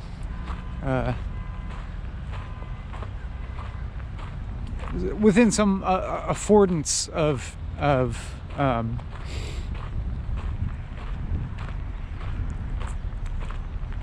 within some affordance of certain, like, boundaries, that everything that I'm saying in the moment is a fairly normal thing to say.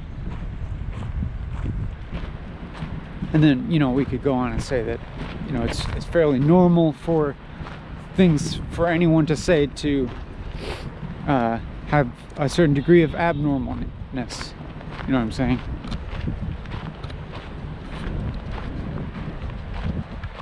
Or that it's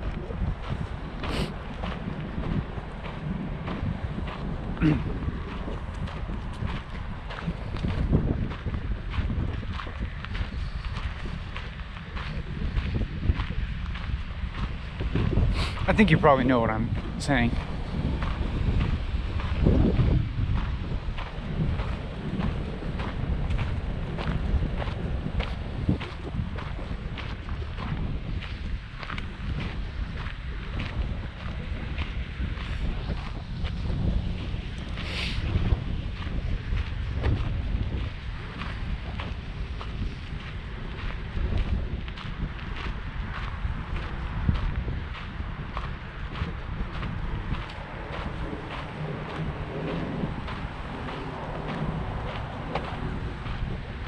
But all this, I don't know, all this kind of describing of this as having an aspect of normalcy originally was going to be in service of me saying that it also has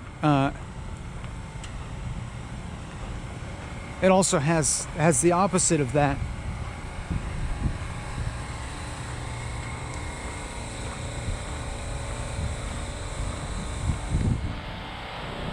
In that, I mean, maybe one kind of simple way to say it is that, like, to kind of observe something as being normal is a very strange type of experience if I think about that at all.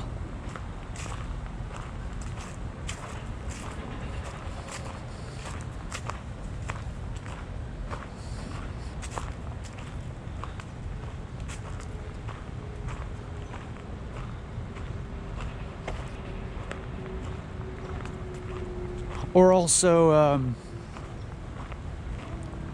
I mean, I can say this kind of like intellectually also, that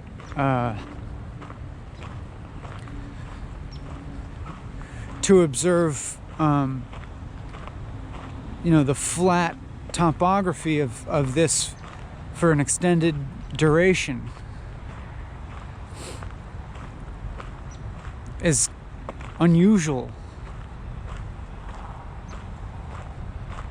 Because and when I say that, it's because I can be aware of maybe like something like a would-be pull towards various types of disequilibrium.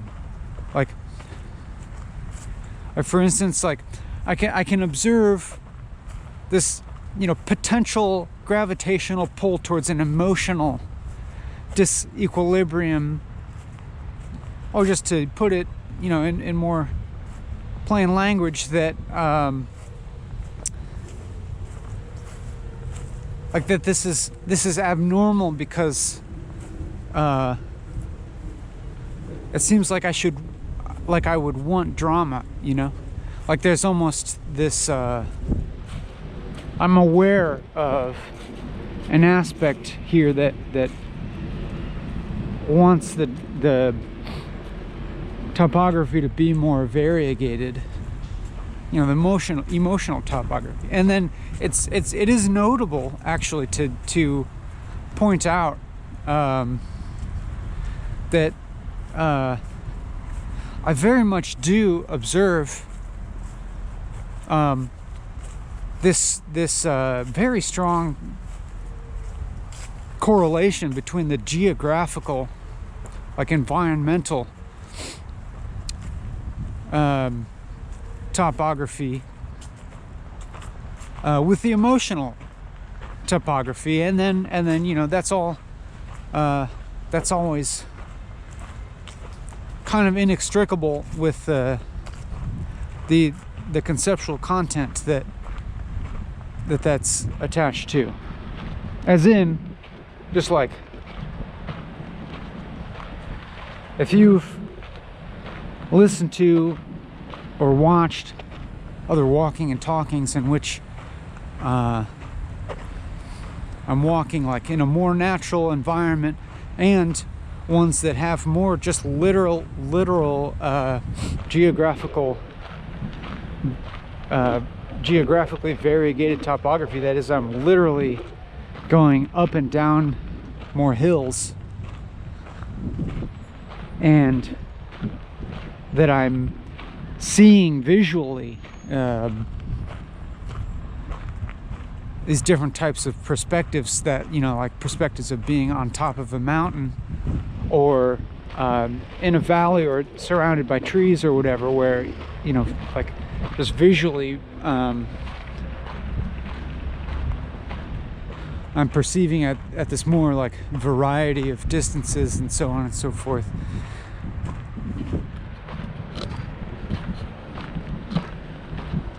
and then I will find, I will notice, without having been conscious of it, that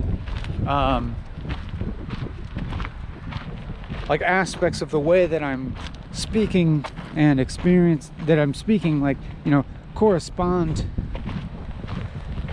in a strong way sometimes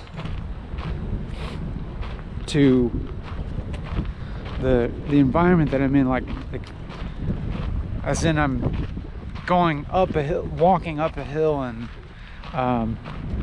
speaking will feel like I struggle, just like, even and that even being true of like my emotional and intellectual experience of trying to speak and think, feeling like it's difficult work. And then something, you know, then I'll like get to the top of the mountain or the hill or whatever, and be able to see a long distance, and I'll have this subjective experience then of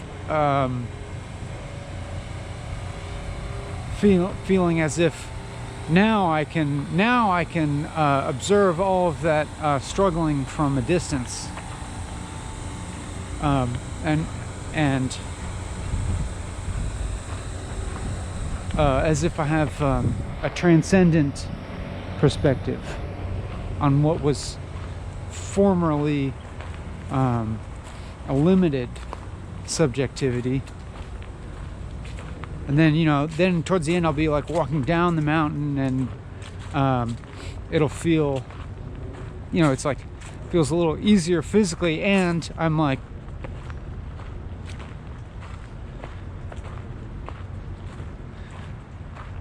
feel like I'm talking in this in a way where it just has momentum and it's carefree.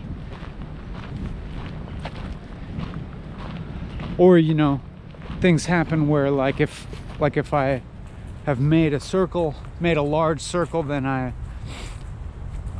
find myself revisiting a certain area of thought that I happen to have visited when I walked on a particular stretch of terrain previously.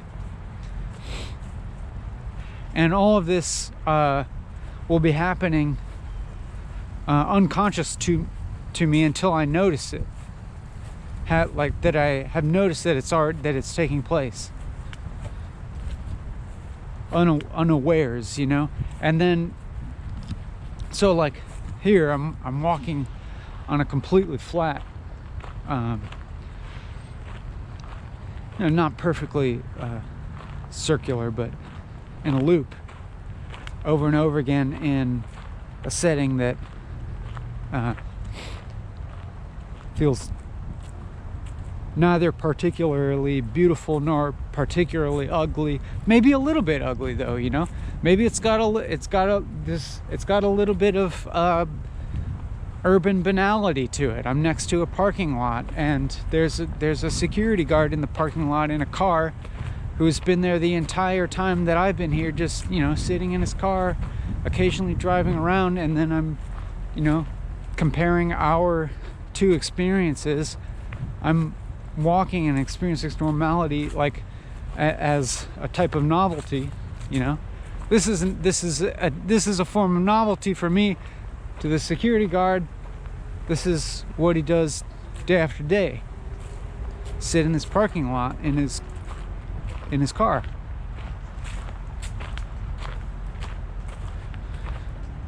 Anyhow,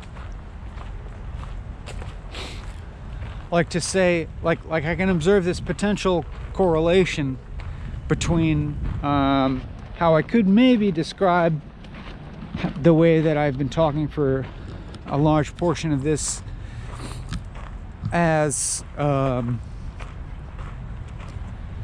having this slight tone of skepticism,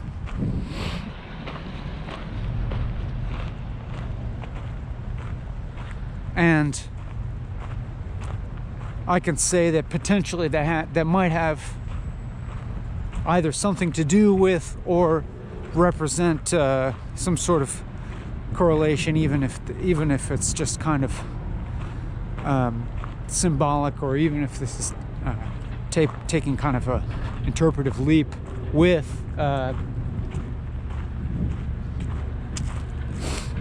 what I'm describing as the slight banality of the location that I'm in. And so the way that I'm expressing that as again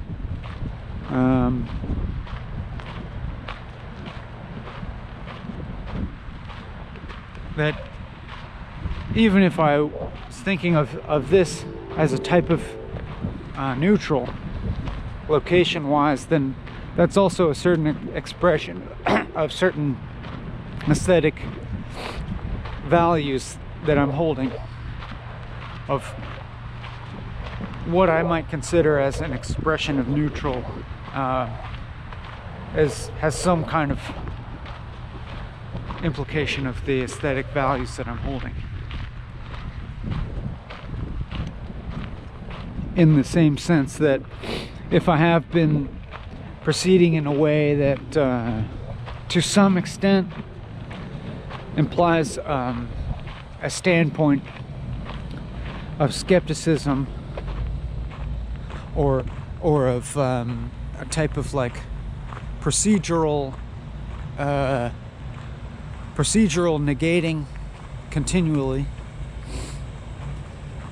of my perspective, then, you know, I think we can observe a type of correlation there, or at least kind of like interpret it as such.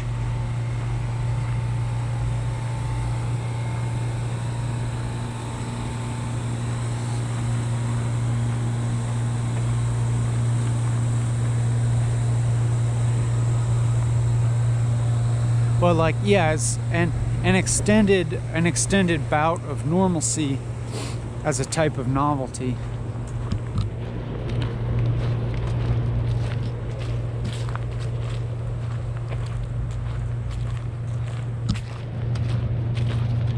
Which in some way, you know,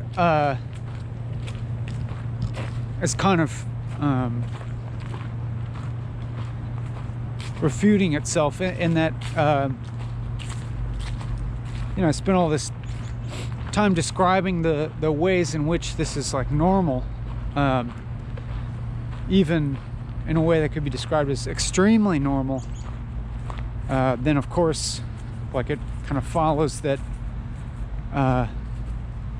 extreme normalcy is also not normal. That the extremeness of that is of course like abnormal. And it's actually like a marker of abnormalcy, and obviously the fact that I do this for 4 hours, and the fact that I've done it over 100 times, that it's all on YouTube, that it's all speaking in more or less this way, is like, you know, this marker of it's a display of it's a performance of abnormalcy. You know, we can say that this is a performance of abnormalcy, which you know, could quite readily be thought of as a quite normal thing.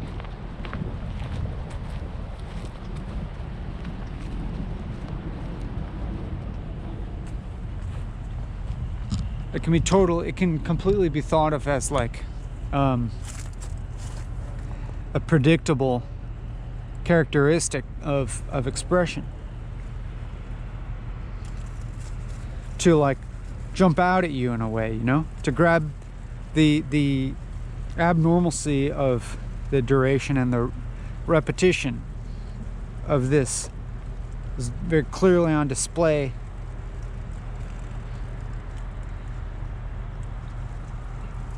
As something to potentially grab your attention.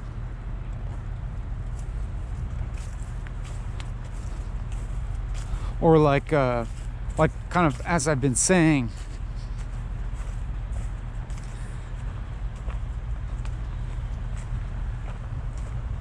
like to walk around the circle and speak to walk in a normal place and to speak normally for an abnormally long amount of time is the novelty here.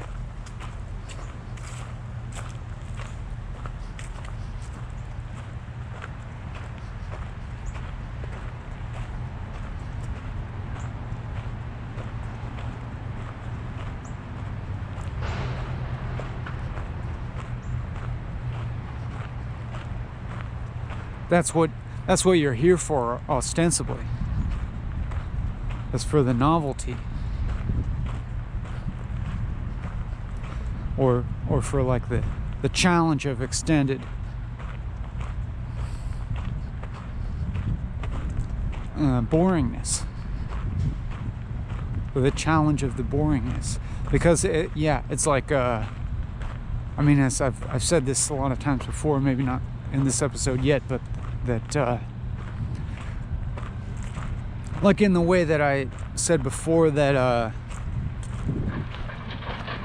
you know, my fourth or fifth time passing a particular object is different than my experience of passing it the first time, and therefore that's creating difference in my experience. That to, for instance, limit the parameters of your experience for a duration of time. You know, ostensibly you are limiting the contents of your experience, but you're doing that as a novel type of experience. It's actually seeking not like novelty of experience by intentionally reducing the novelty in your experience. You know what I'm saying?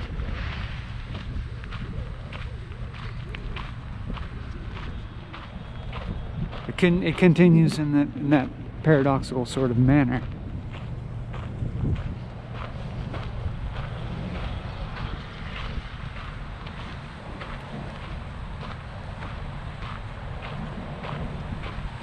And so, like, you know, for instance, we could easily kind of speculate what would I do, or what would you do if we were you know, to actually act upon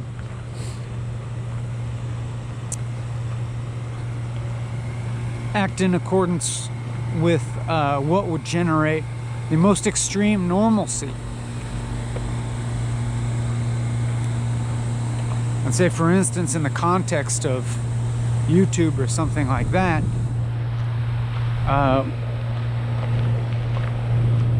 what would generate the most extreme normalcy, obviously, is to, like, you proceed and attempt to present the most novelty.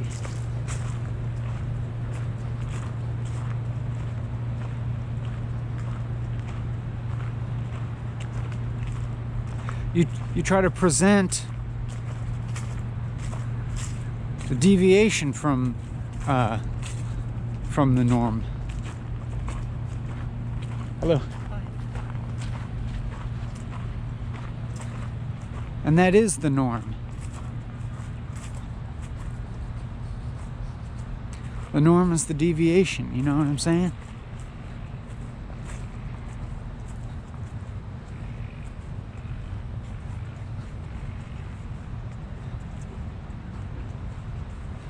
So that's, you know, that's exactly what I'm doing here.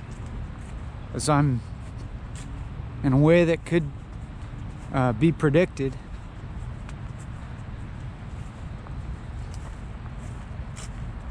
I'm being I'm being normal on YouTube by markedly deviating from the norm of,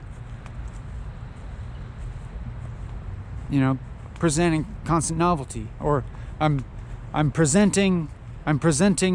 advertising novelty on YouTube by kind of performing a refusal of novelty.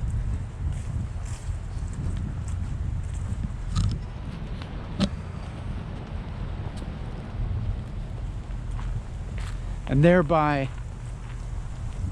conforming to the norm of this particular media platform.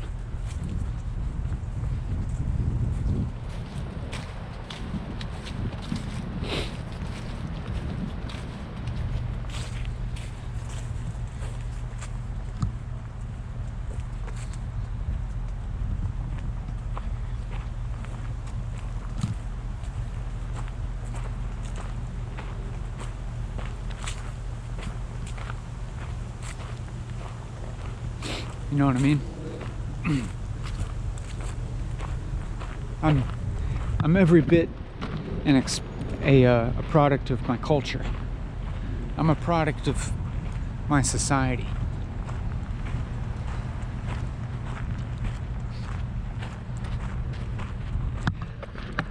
How about that?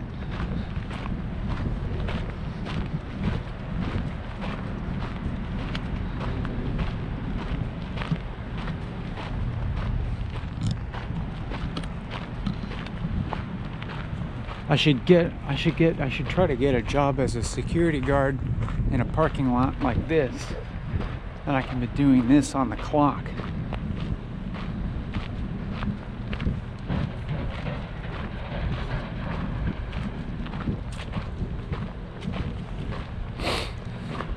Maybe not. Maybe, you know, maybe the security guard has to exercise some level of vigilance.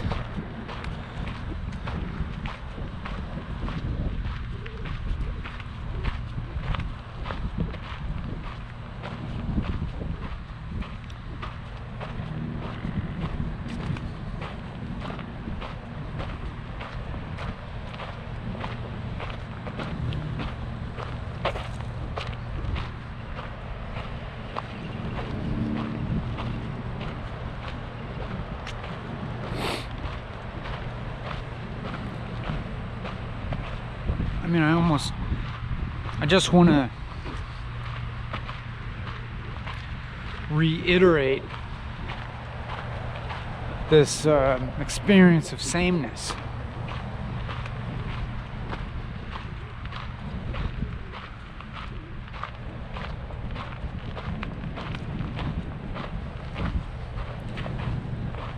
I almost want to say that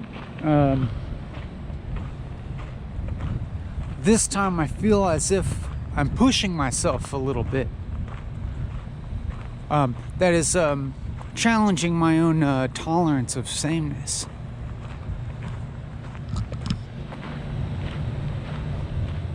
As in, like when there'll be a gap in speaking, then I'm like, I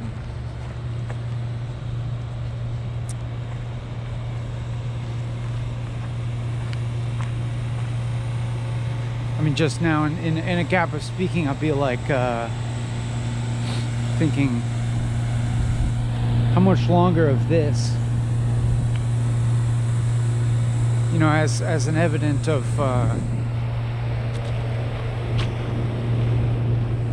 that it's getting old to some extent, or that the sameness is registering in a way that where it's like the pull towards some type of difference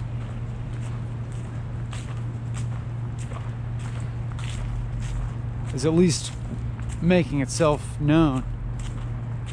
But then conversely, as I acknowledge that component, and I talk about you know, what I just said of like potentially pushing my tolerance for sameness, you know, because I'm not in a beautiful natural location,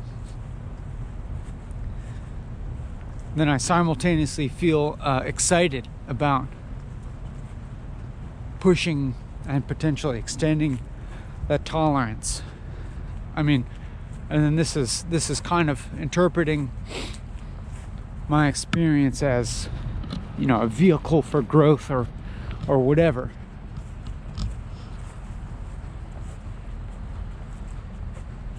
But then that's interesting because like you have this potentially negative interpretation coupled perfectly with the potentially positive interpretation. That is, the more that this like sucks for me as an experience, the more good for me it is. Whatever, you know.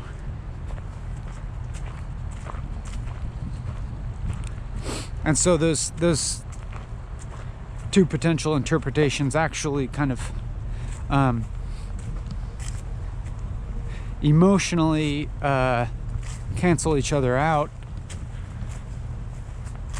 as well as conceptually they don't hold much weight for me for any length of period, and I pretty much almost immediately kind of observe the arbitrariness of them as interpretations.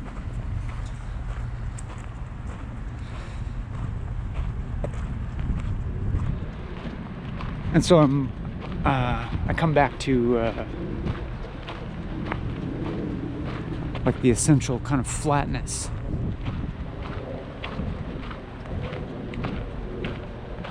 Emotionally and otherwise.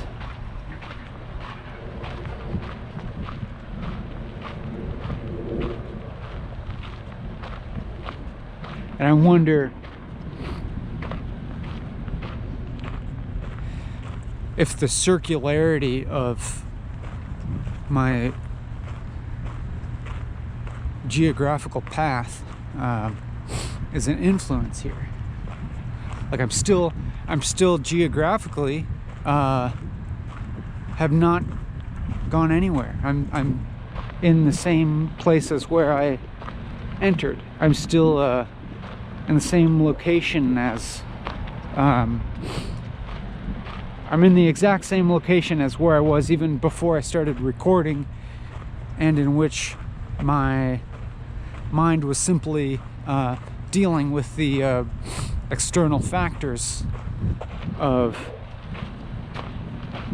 this recording, of pragmatic factors. And when I finish, I will still be in the exact same geographical location as I was when I started. And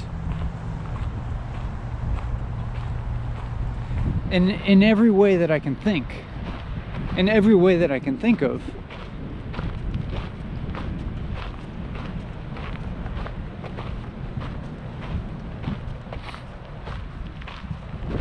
I'm pretty much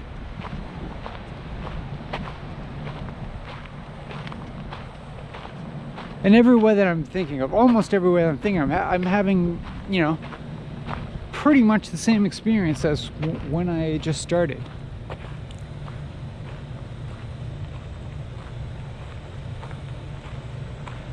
There's no transcendent perspective, nor is there any like feeling of like depression or frustration.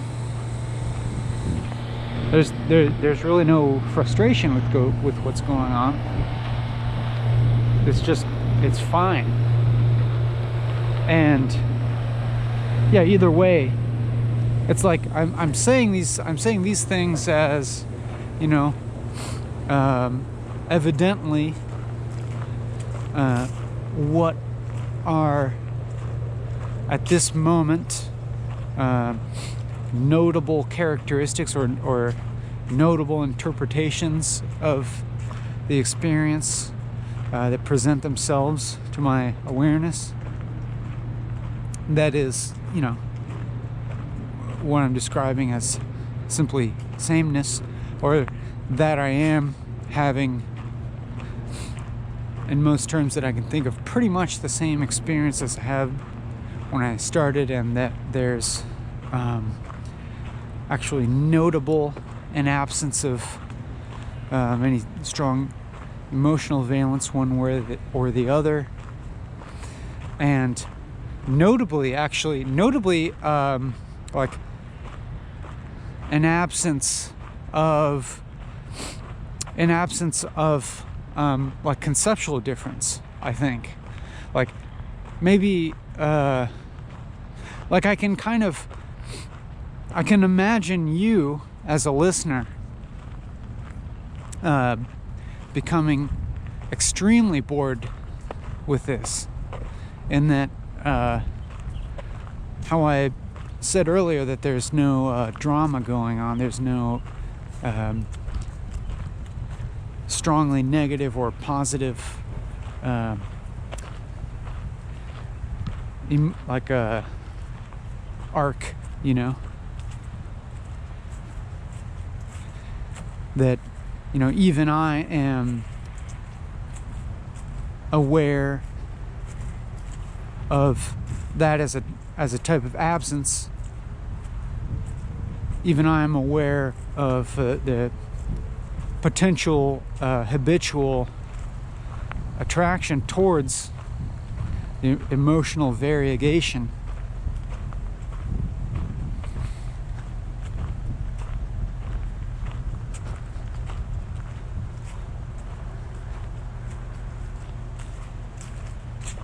And being simultaneously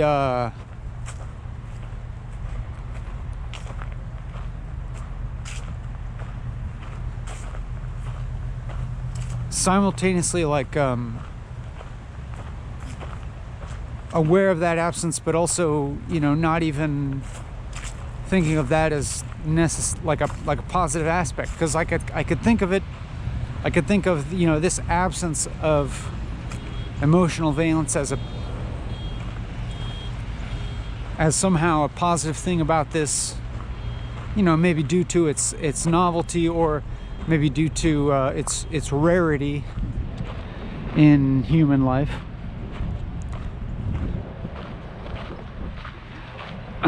But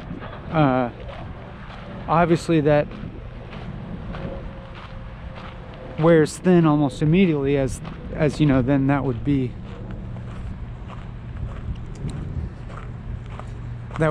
you know, then going against the spirit of what's being said, as in, then I would be attaching a positive emotional valence to the idea of avoiding emotional valence. You know what I'm saying? So it's also, it's not like I'm trying hard to avoid emotions. They're just not really coming up here. And it's like, and then I want to say, well, and that's interesting, but also it's not that interesting. It's interesting or not.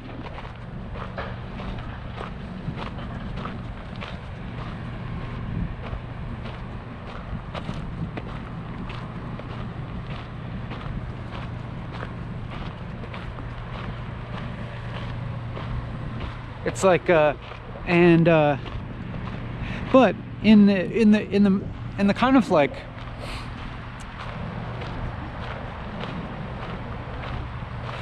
of like micro sense, perhaps it's the case that anytime I say anything, there is to some degree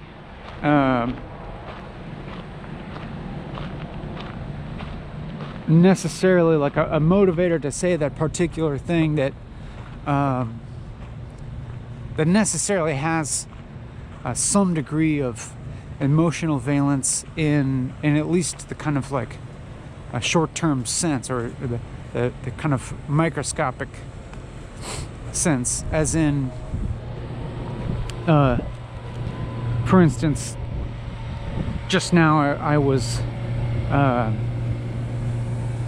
you know, kind of what it occurred to me to express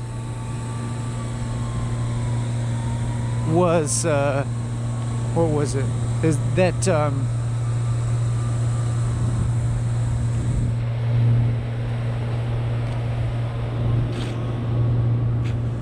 there was something that of interest. I was going to say, you know, it's interesting that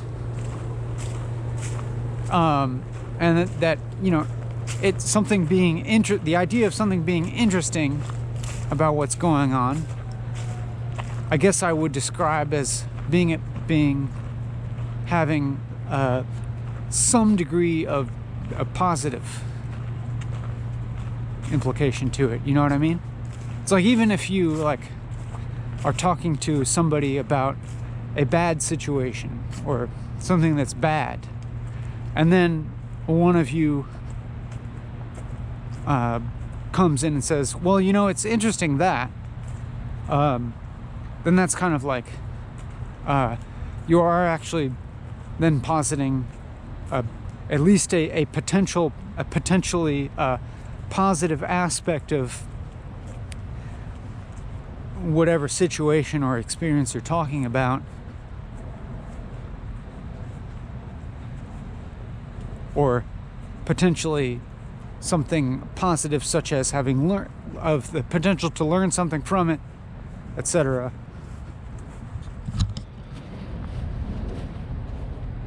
And so, you know, it will keep occurring to me, like, if I'm going to say something, then sort of whatever it is that I'm going to say must necessarily in some way be like contain some degree of interest to me, that is like, it came to my awareness and it, you know, past whatever filtering mechanisms are going on with whatever I'm saying. And so in some sense, like, everything that I have been saying, at least in the micro sense, like, could be said as having at least been interesting enough in that moment for me to say it, or something that I am saying comes in the form of either like refuting or negating or presenting a counterpoint to something that I just said, which is spurred on by a type of, you know, negative response, or, you know, negative in the non, I mean, like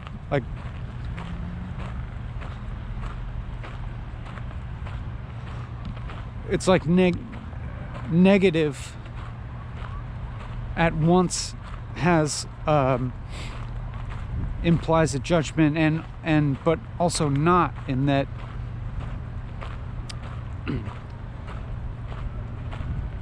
if I'm negating something, then I am pointing out the way in which it is not totally not totally the truth, but, you know, the act of negating in itself could even be described as a positive thing to do. whatever, I'm probably getting kind of off topic here.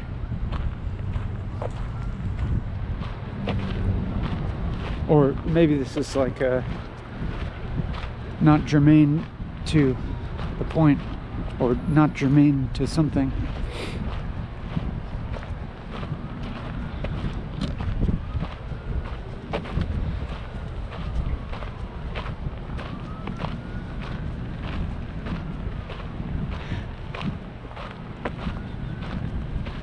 But it's like, as if like on the microscopic scale, it's almost as if I couldn't speak at all without there being at least like what could be thought of as like minute fluctuations between positive and negative valence. Does that make sense?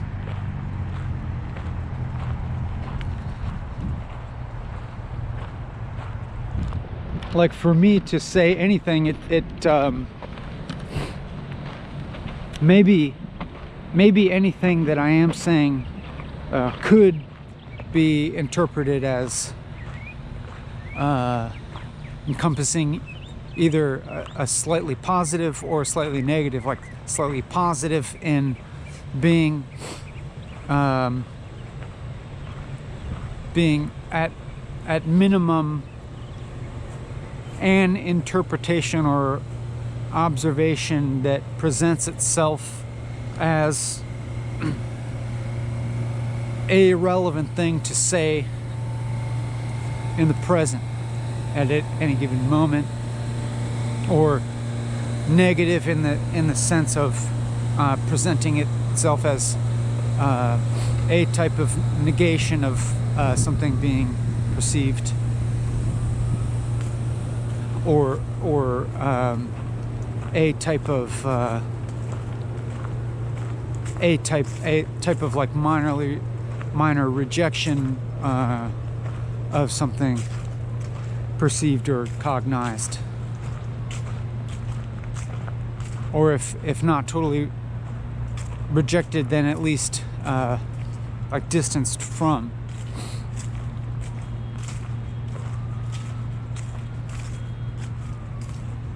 Or disidentified with, you know?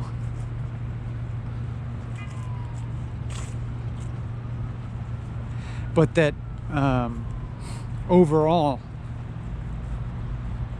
in the larger sense, even if there are what I'm describing here as microscopic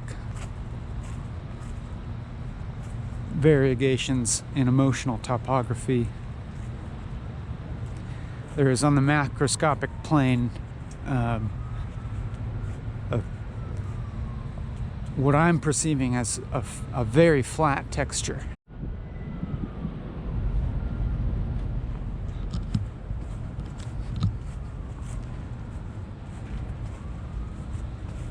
And so, for instance, I'm remembering now that like one point like a few laps ago,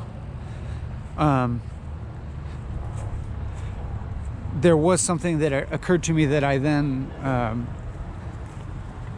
began approaching by all those things that I said for several minutes. It occurred to me that this sameness that I keep pointing out and describing as a salient characteristic of my experience, is presenting itself as such as a type of novelty, as juxtaposed against my perhaps memory, or like my sort of amalgamated memory of prior walking and talking experiences, which I was going to say is interesting. That, but then also maybe entirely predictable. That, for instance, that if I am kind of interpreting there to be a characteristic about, for instance, this walking and talking episode, and interpreting this characteristic that I'm calling, in various terms, very flat emotional topography, very kind of like non-progressing conceptual content, a marked type of sameness going on, and like a marked absence of the attraction towards drama or attraction towards emotional variegation, or the absence of the absence of the need to feel or think that I am also making some kind of progress, whether it be emotional or intellectual, or to the absence of the need to frame this experience as constituting progress in any way.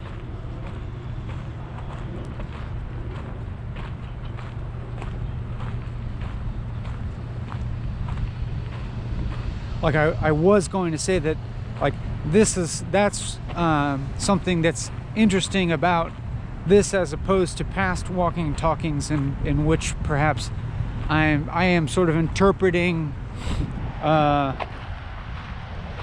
a general sense past walking and talkings as like containing more of these types of variegation, and more of like, how should we say, like larger grained fluctuations in disequilibriums of experience that would lead me towards thinking or feeling in giving moments, like alternately, that I am struggling, or that I'm relieved of the struggle, or searching and finding, or like contracting versus expanding along various parameters, emotionally, spiritually, intellectually, etc.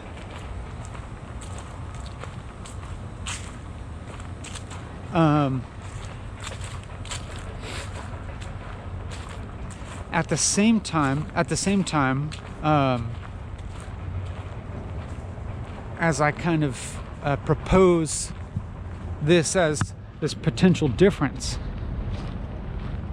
between, say, the characteristic of this experience versus the characteristic of an other experience and other previous experience,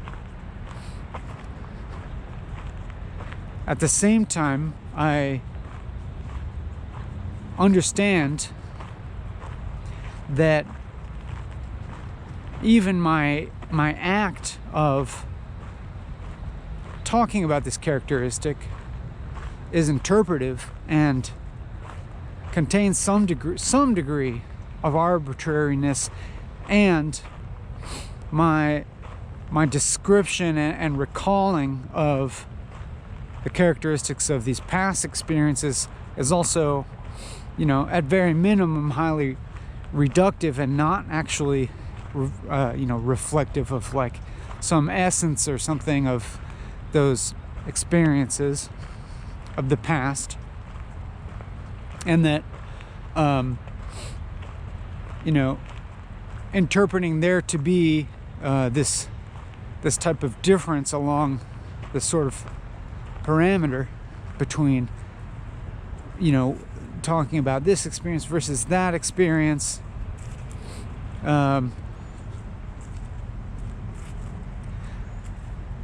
All of this is also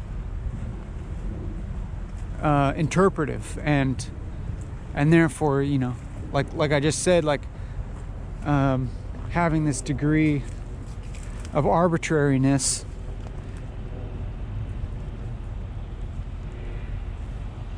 because, like, even to the extent that I would call attention to this supposed difference,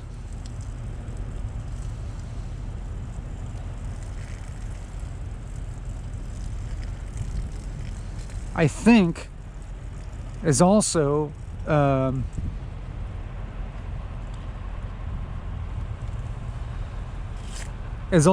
way of describing a sort of sameness, as in to the extent that I may be describing the difference in the amount and granularity of the various types of topographies between two perceived experiences, is implicitly implying a sameness of something like substrate or context in which experience that constitutes experience itself. That is, when I'm describing this difference, it's kind of indirectly proposing that there is a type of sameness across which a difference can be perceived. You know what I'm saying? That is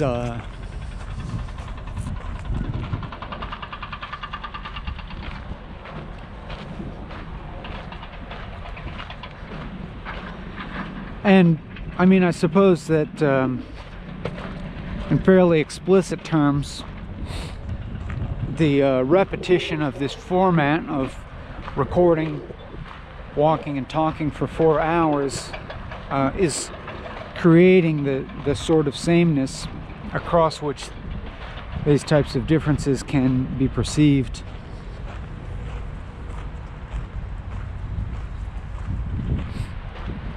And that, you know, we could describe these differences as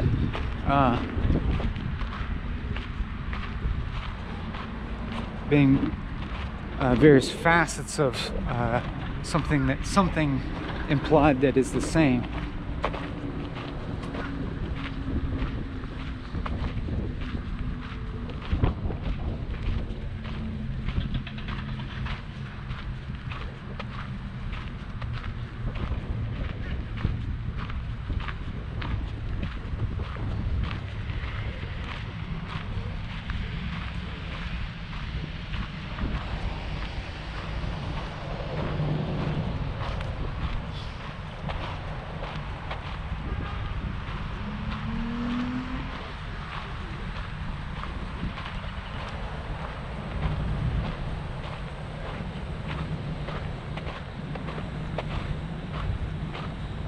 In this brief pause that you may have noticed, or that you may be noticing now that I've referred to it, I'm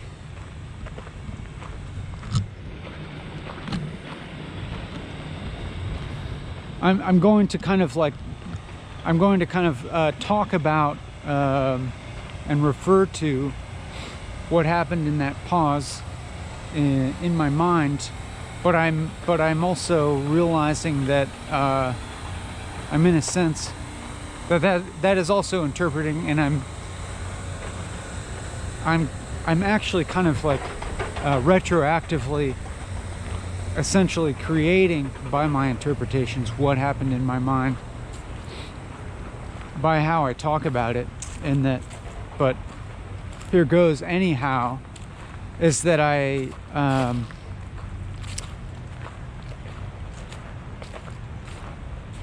some thoughts occurred to me about the experience, you know, as I am trying to abide by my guideline of continually talking in this reflexive way. And so what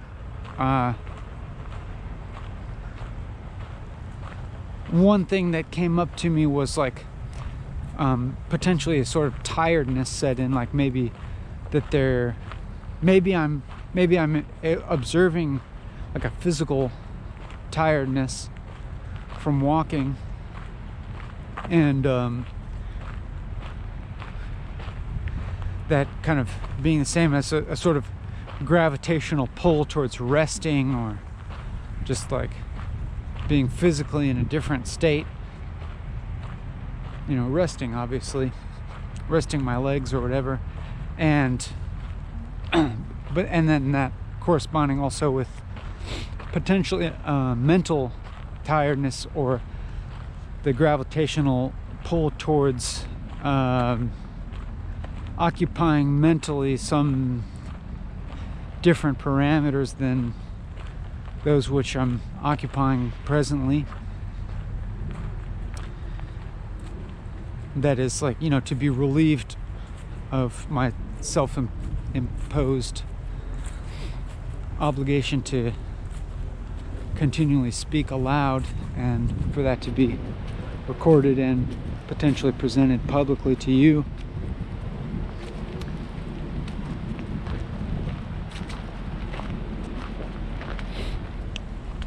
So I had you know, some kind of fulminations of that variety of framing of my experience, but then immediately proceeded by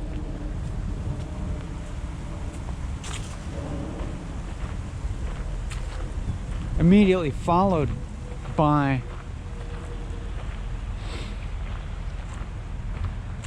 these other types of potential framings of this experience of, say, for instance,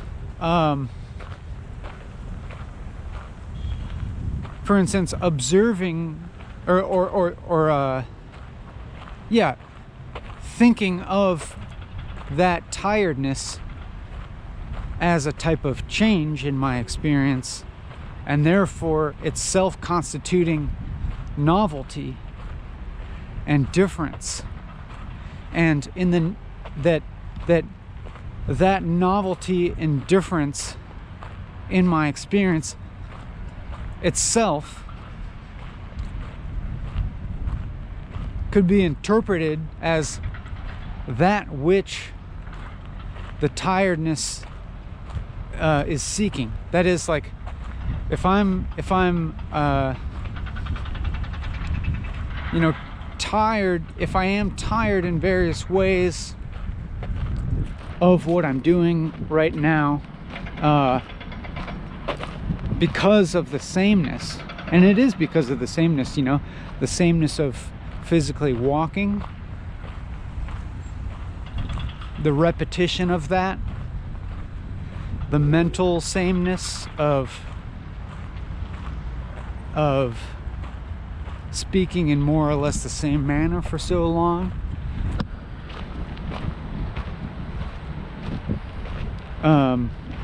the sameness of the emotional topography, etc. And then what comes to the fore, actually what comes to the fore, at least interpretively, would constitute a difference. That is, the feeling of tired is something different than I was feeling before. The feeling of bored is different than I was feeling before. And so it's like that very difference then kind of becomes something that I'm interested in.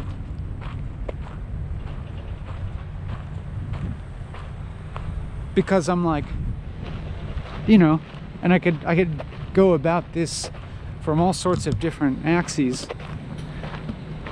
But say, for instance,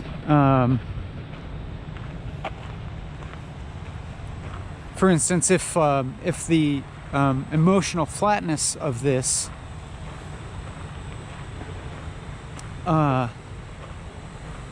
presents a type of challenge, which, you know, it's like definitionally it hasn't presented a type of challenge, because if it is, to the extent that it is conceived of as a challenge or experienced as a challenge, and it's no longer flat, then that would constitute a type of disequilibrium, or a type of something to overcome, and it implies, you know, a tension and a resolution. If the emotional flatness is thought of as a challenge, then the resolution is, you know, finally getting to experience emotional variability, or some greater degree of it, etc., blah blah blah. But then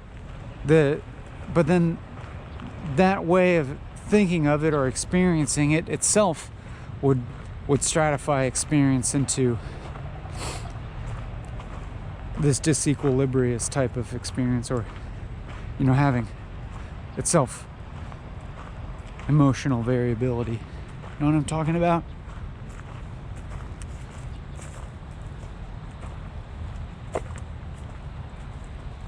Or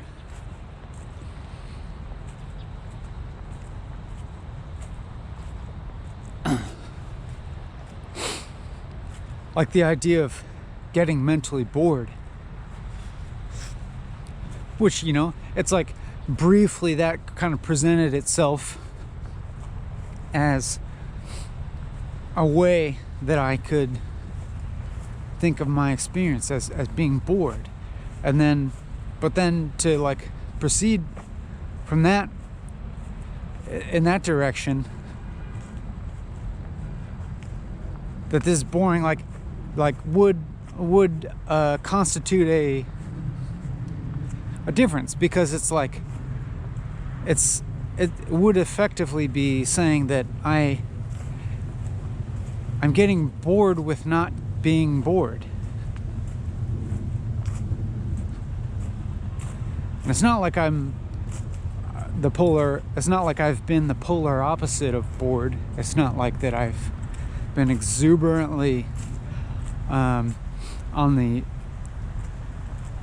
edge of my you know, proverbial seat, excited to discover what's going to be said next, or what aspect of experience is going to emerge. But I wouldn't say that I've been exactly bored either.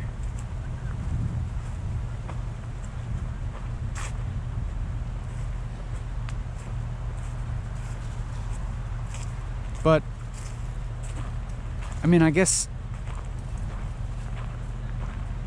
this is kind of like pretty much the same as the sort of thing that I said earlier, that we're kind of proceeding with various expressions of this central paradox, in that, like, what I've been describing here as sort of the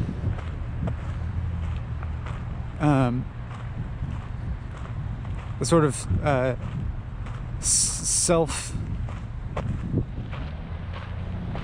self annihilating interpretations of experience, of, you know, potential boredom or potential tiredness,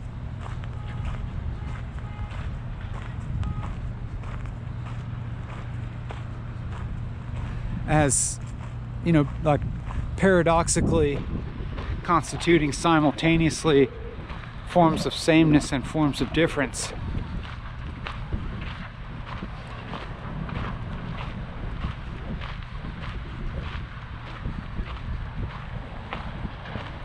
It's like I am technically saying continually different things, even if I'm repeating the use of certain words, or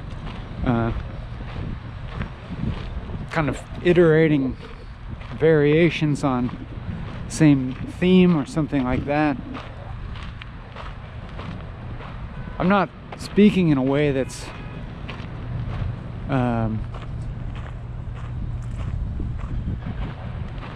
repetitive, really. However,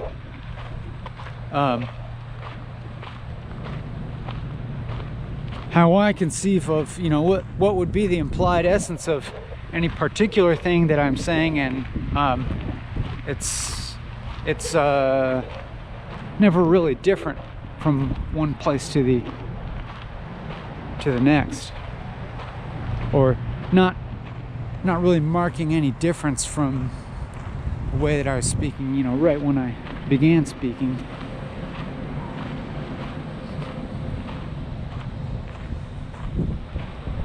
It's really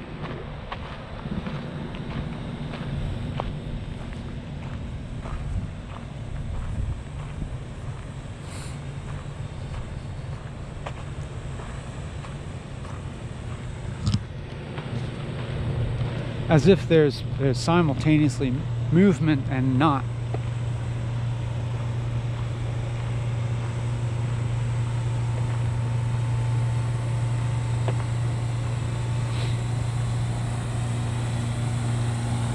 And even the idea of movement, like that idea that I could be moving in any sort of plane, and take that however literally or however abstractly or however symbolically or metaphorically as you want,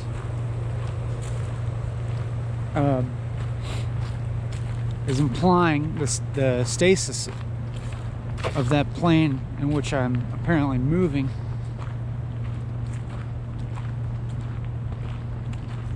I mean, I suppose there's nothing really paradoxical about that.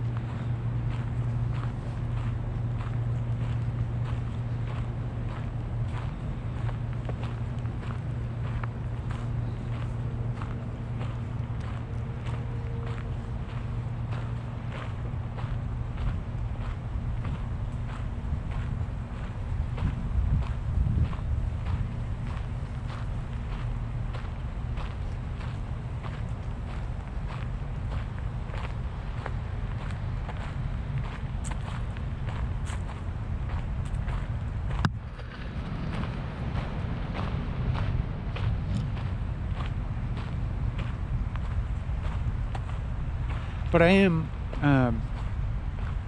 curious about, I'm curious to look at my clock and see how much time has elapsed and where I stand, like how much more of this I have to do. I'm curious about that.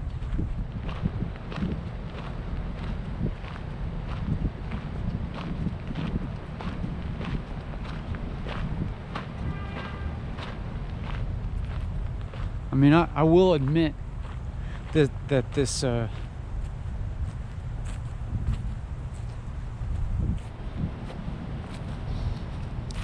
I don't know. I mean, I was gonna say like I'll admit that I'm growing tired of this, but then at the same time, like what I said, like I would, you know, alternately, I think I could find myself just as interested in that experience of tiredness.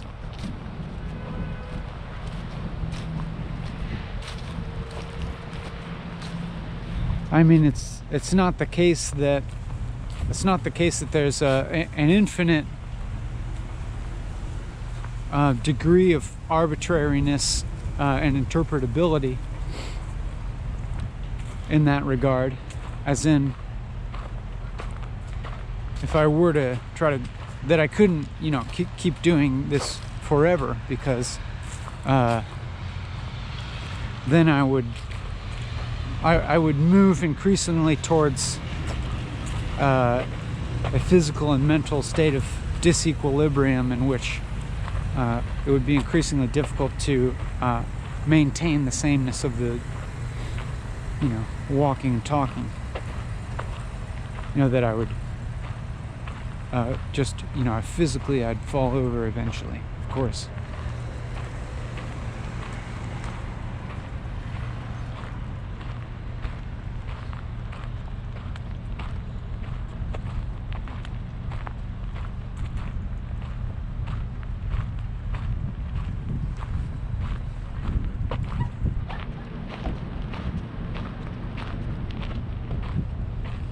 So I looked at the clock and see that I have a little bit less than an hour left, I think.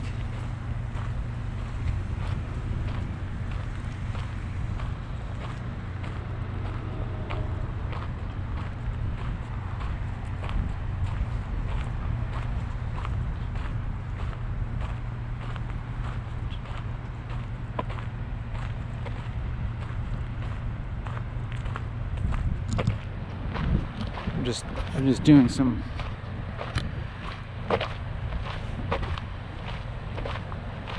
calculations in my head.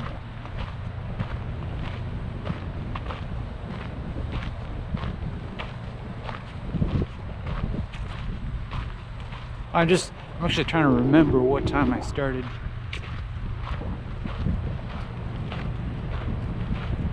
So I needed to reassure myself that it is indeed manageable.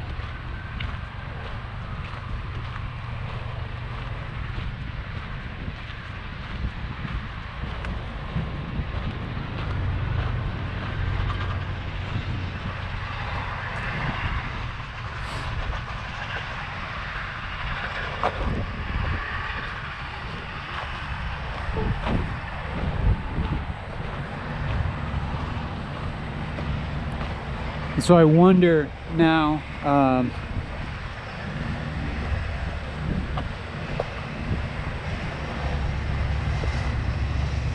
as the end of this recording approaches and I approach, I mean, we're not even that close yet, so don't get too excited.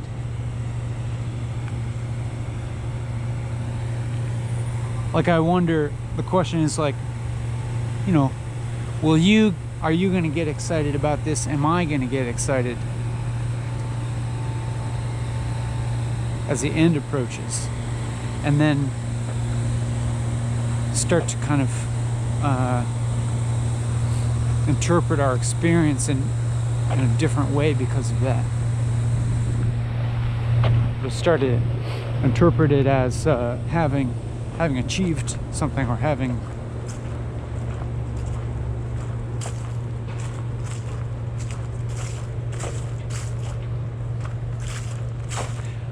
I mean, obviously that depends very much on the degree to which you or I experience this as difficult. Like, if you are finding this boring, which that's kind of how I imagine you experiencing this, as entailing at least some degree of challenge to maintain your attention on something like this.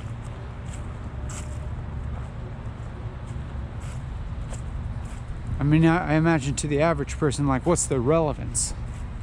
Like, the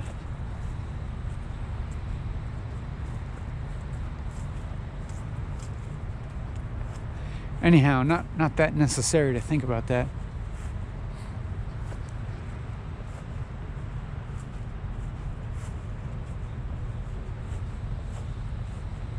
Also, also not even really necessary for me to be thinking about the degree to which I'm experiencing this as being difficult or not, or projecting into the future when the 4 hours has elapsed, the degree to which I will feel relieved versus not. This is this is I could kind of chalk all of this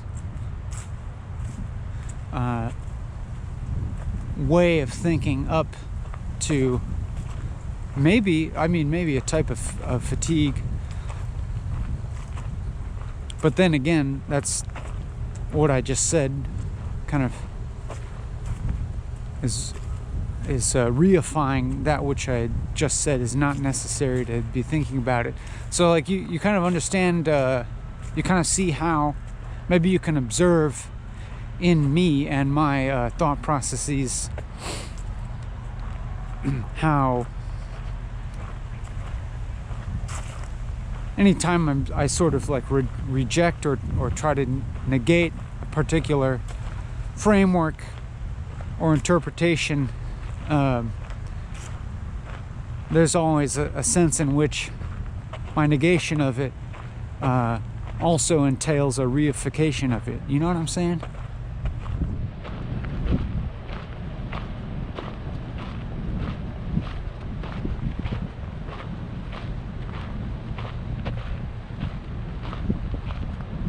Like anytime you're pushing away from something, you're also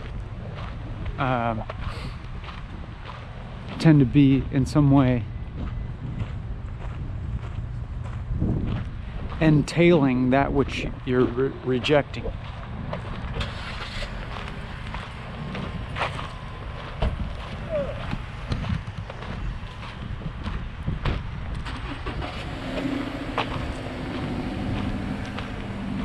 Man, people are leaving the parking lot, and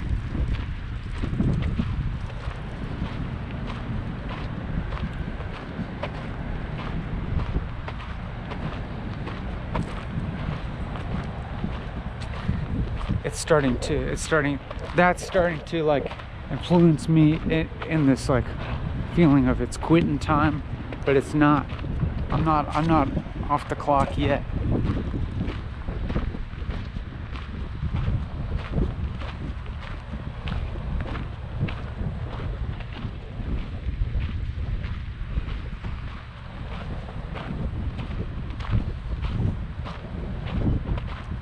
There's still work to be done, so to speak.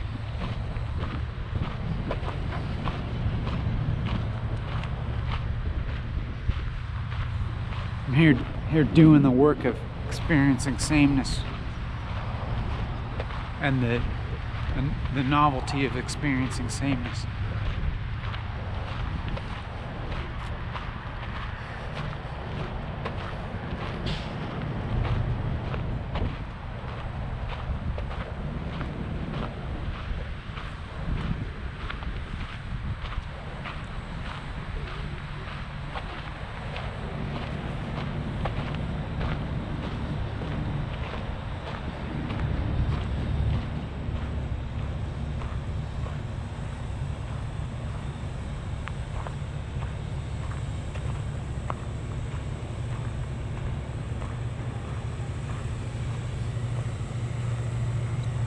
Sort of in the way that I mentioned. Well, I did more than mention. I have talked a lot about the ways in which any given emotional valence leads towards its inverse sooner or later, and seemingly in equal degree. And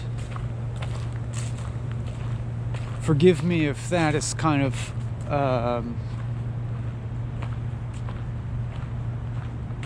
long-running assumption that I hold, or forgive me if that tends to be a self-reifying interpretation of reality that I have maintained.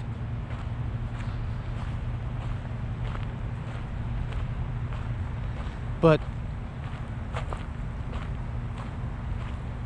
as potentially an instance of that, it's kind of like, as I perceive myself growing tired, like even in the tiredness, there's what could be described as like some mild degree of like delirious enjoyment.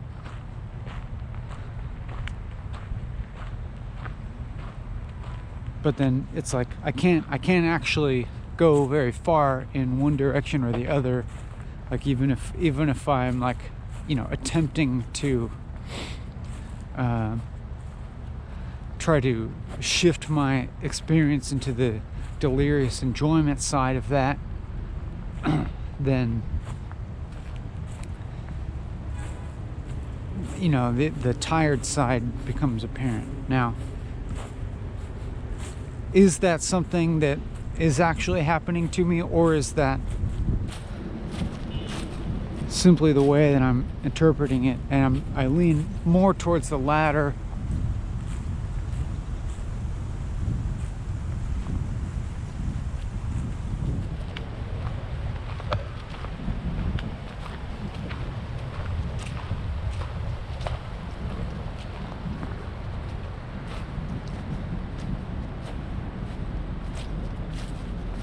But yeah, I don't know. Something of the banality of all this, like, just hit me a little more. I mean, that's perhaps an extreme way to put it. That's an exaggeration, honestly. I was exaggerating. I was exaggerating the extremeness with which I would say the banality of this hit me. Because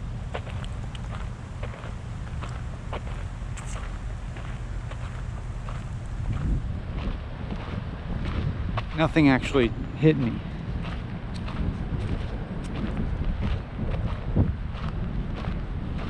I mean, and even talking about the banality is like talking about a type of characteristic that, you know, maybe you potentially find interesting. Oh, this is, oh, we're interested in banality or something.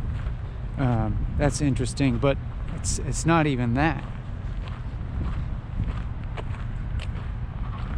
There's just nothing. There's you know, when we want to get down to it, there's nothing to this. There's not even any special nothing to it. You know what I mean? There's nothing to this, and not even in a way. There's nothing to this in a way that's like, you know, special. You know what I'm saying? I mean, sure, you can point out the way in which it is, or there's some aspect to this that is rare or something, or because obviously I've chosen to do it, and there's in some respect there's some kind of why that I would be doing it, some reason that I would be doing that cannot be 100% removed from the, you know, the various logics of human experience.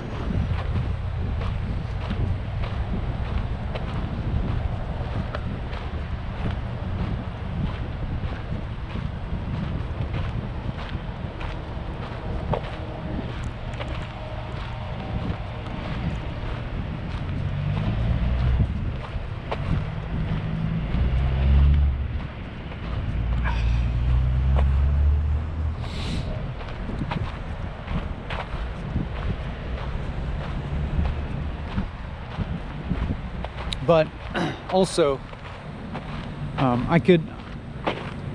there's also the option, well, it's not really the option. I was going to say there's the option of, say, letting go of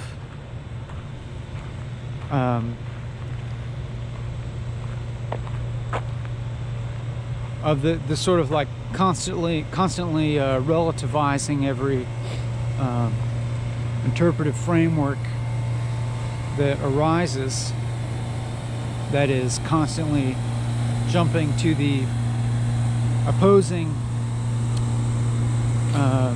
interpretive framework in order to kind of negate that one that arose in any given moment. And so I was going to say there's nothing theoretically wrong with just not doing that and proceeding in one of these particular interpretive frameworks uncritically or just like unquestioningly. But that line of thinking, even in itself, is based on erroneous terms, simply because we can't avoid doing that. We're already doing that.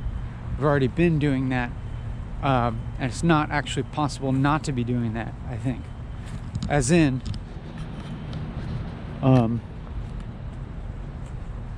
even if we become aware of ourselves, doing this process of negating particular frameworks that come up, like constantly seeing the opposite of what we just saw.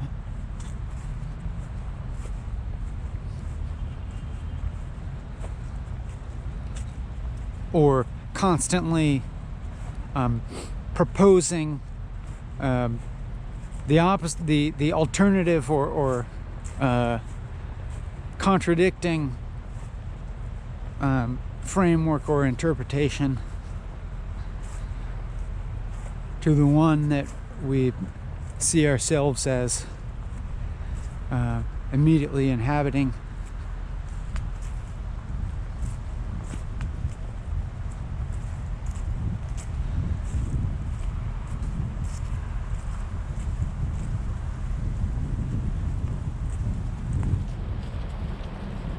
And then sort of like implied in there being a, and then we're then apparently identifying that itself as being a particular paradigm, and then implying an alternate paradigm in which supposedly we would just stop pointing out opposites. But in fact, you can interpret that as what we've been doing all along, even if we are pointing out particular opposites and making negations along particular axes and negating particular frameworks. It's also the case that there's always these other frameworks that we are not negating. It's always the case that there are these other axes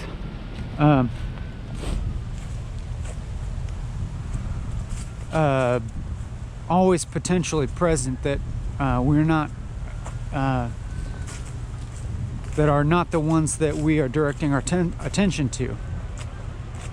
So it's like even this idea of like, okay, I've identified, let's say I've identified an unexamined paradigm of the way that I'm proceeding and talking, and that paradigm is that I'm continually negating every paradigm that I identify.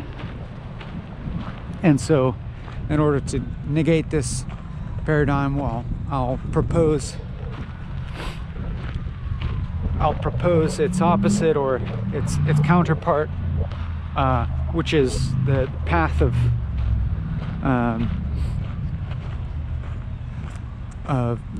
non-negation, if you will, of just proceeding within a paradigm without negating it. But in fact,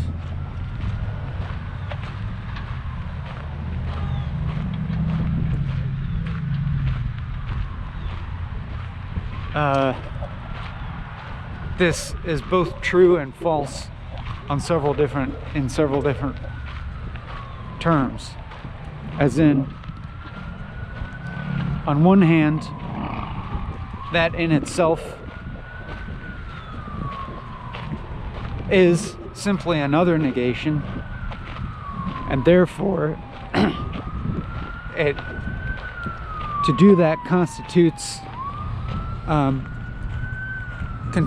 continuing to proceed in the exact same paradigm. Therefore, in that sense, it's no negation at all.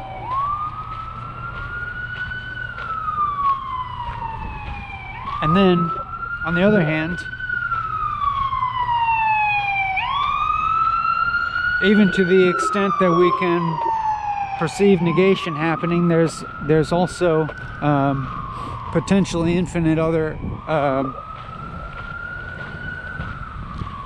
axes of our thought that are not the ones being brought to attention, that are absolutely not being negated, but are being sort of like implicitly preceded in.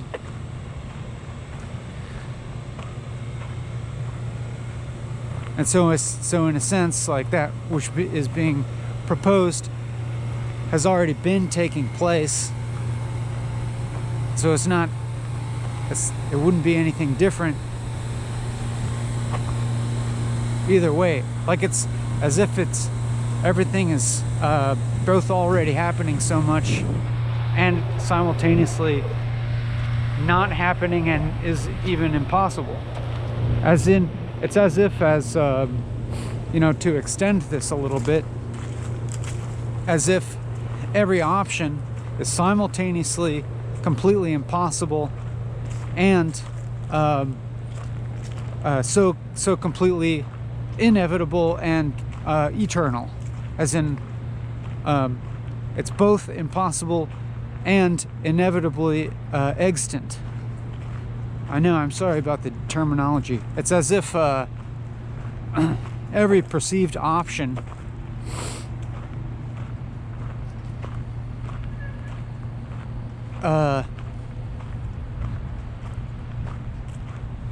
is not an option for two contradictory reasons. That is, every option is not an option because of two mutually exclusive reasons. The reason of the first category, the reasons of the first type being that the option is impossible and paradoxical, and the reason of the second type being that it is in fact already realized in an inevitable way, that its absence is not possible either, that it's so already true that it would not be possible to not have it. And both of these reasons being mutually exclusive, that is not possible for both of them to logically exist simultaneously, and yet they do, which is an example of which is a perfect example of the very thing I'm describing. It's an example of itself.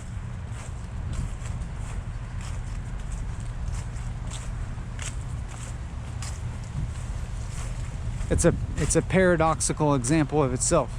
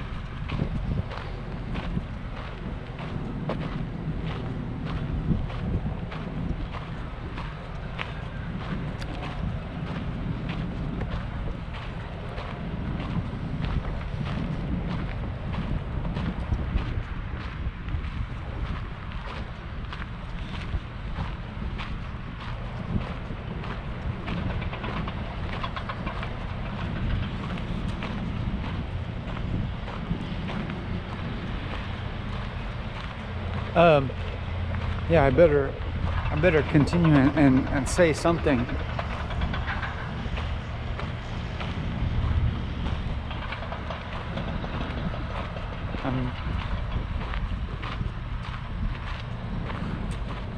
It's as if to describe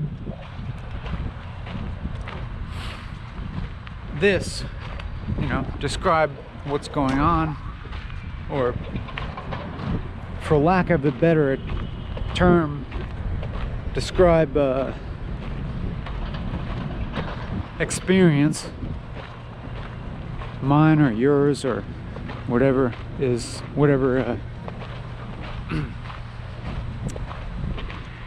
taken to be fundamental about human experience or experience in general, is subject to that same paradox, as in, how shall I say it?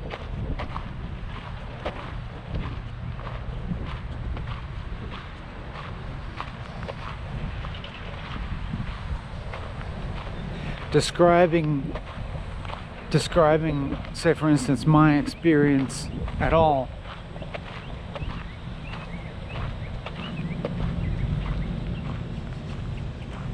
is impossible in the sense that to describe necessitates characteristics.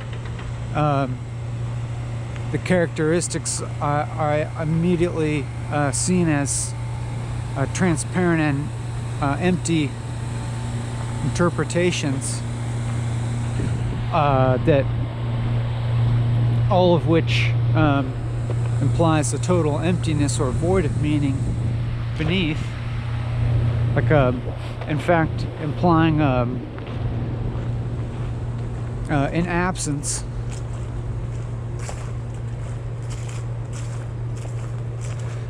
That is, say if I'm trying to clarify my description of my experience with perfect rigor,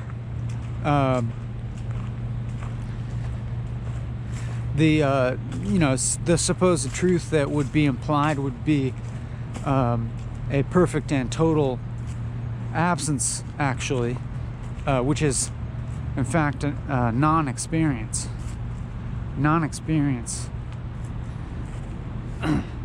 And at the same time,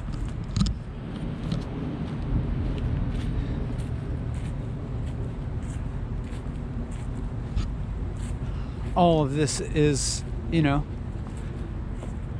very kind of irrefutably implicating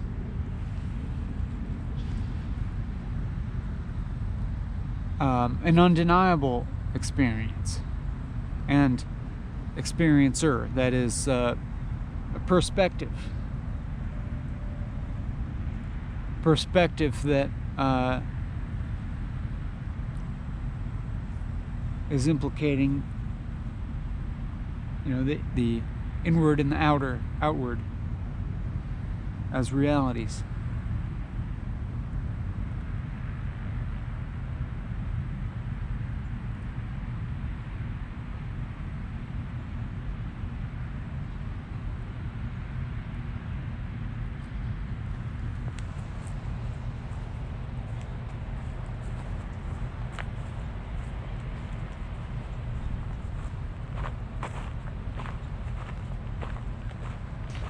As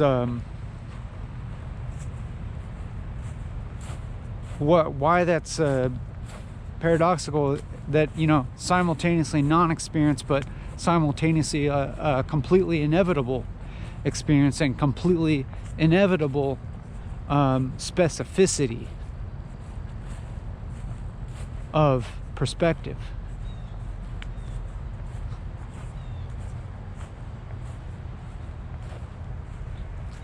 And completely inevitable experiencer that is required to even imply this possibility of non-experience.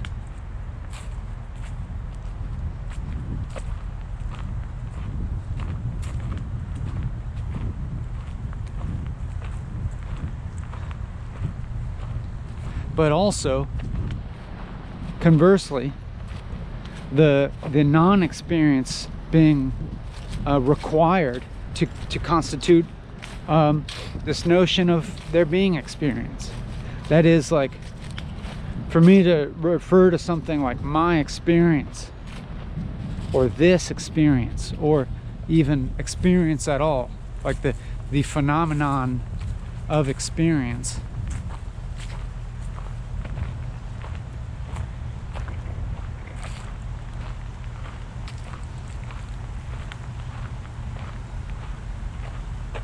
It seems like it necessitates a something that is not it, a something other than that.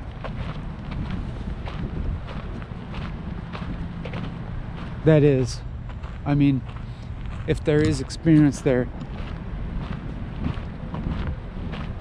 must be something which is experienced and something that is doing the experiencing, even if we tried to say that those somethings can be something other than what we would traditionally think of as, for instance, the sensual content of experience, even if we can conceive of a type of experience that is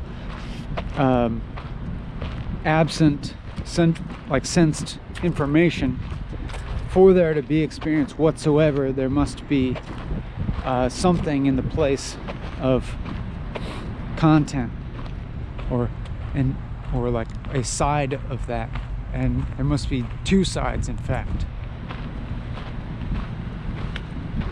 But maybe theoretically you wear down those sides, and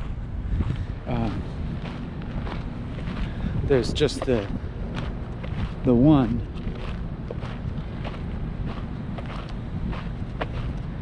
Without the two sides. But then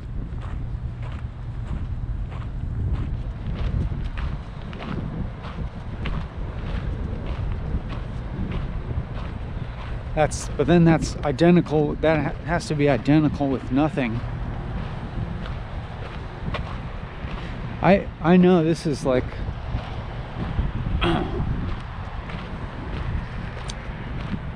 losing. It's becoming harder to follow, and perhaps more riddled with linguistic ambiguities.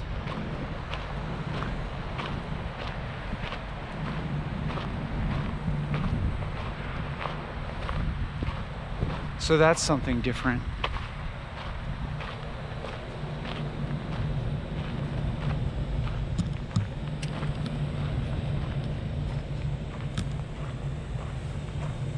Because that's the tiredness setting in.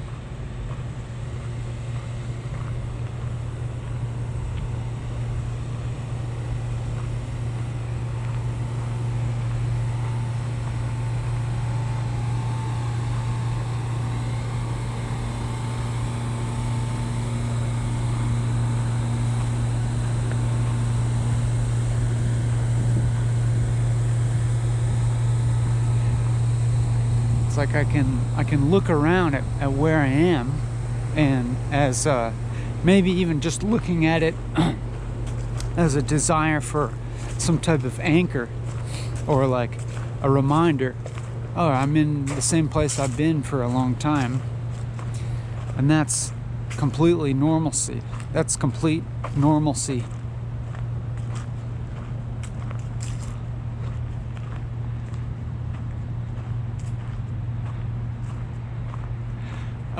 But then at the same time, that whole looking,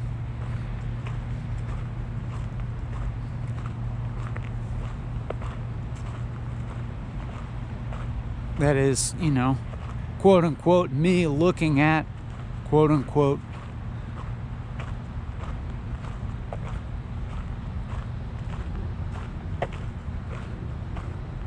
what I'm in, the world or whatever.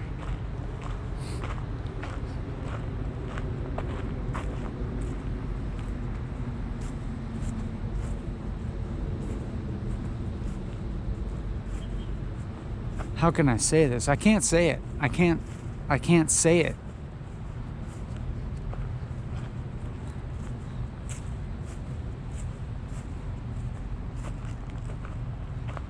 As I try to say it, the thing I'm trying to say keeps receding over the horizon.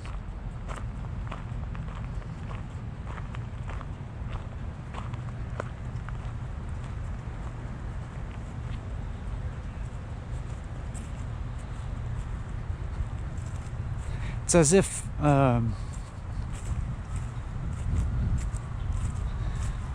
it's kind of as if it's almost as if the normalcy is like slipping away due to tiredness or something.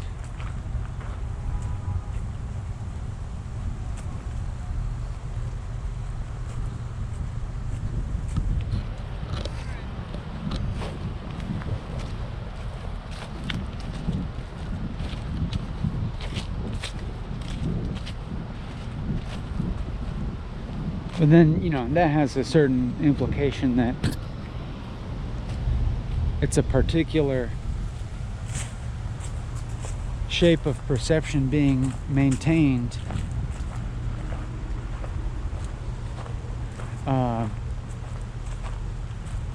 against entropy. And that, say for instance, at death or at some kind of dissolution of sanity, that entropy takes over and some more diffuse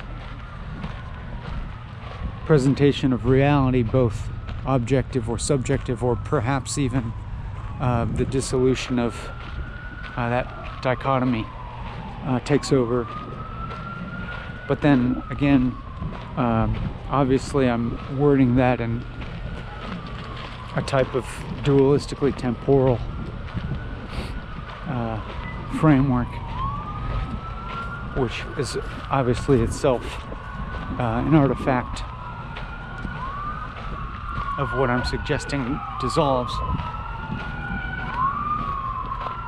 But then again, even the kind of verbal form of the word dissolves is doing that same thing.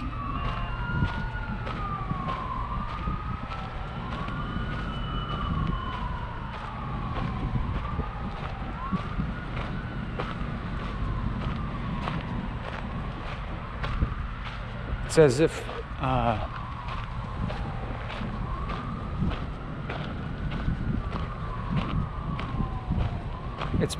it's as if this has become in some ways a concerted effort to avoid poetry.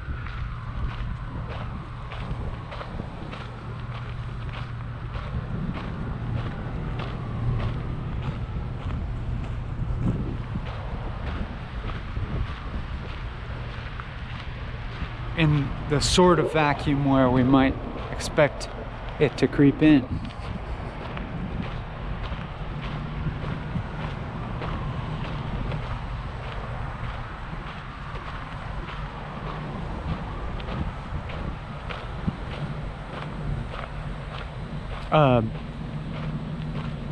But I can kind of feel it wanting to creep in.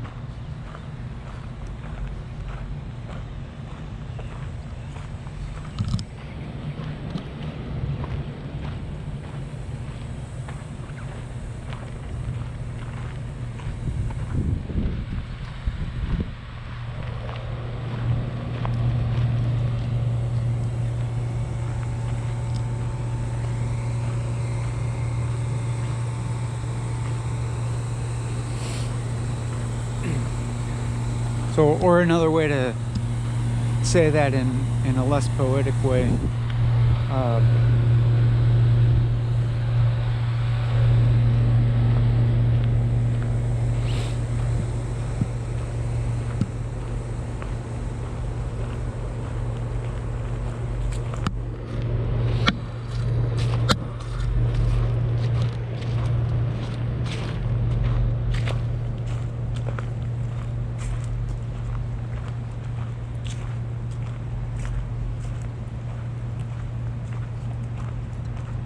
forget now what I was going to say.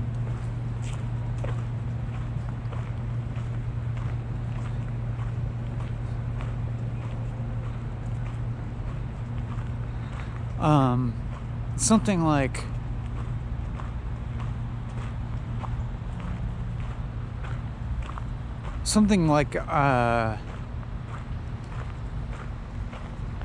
as if now I find myself trying to maintain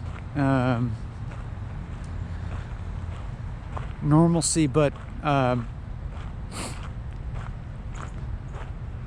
something like the paradoxicalness of this concept of normalcy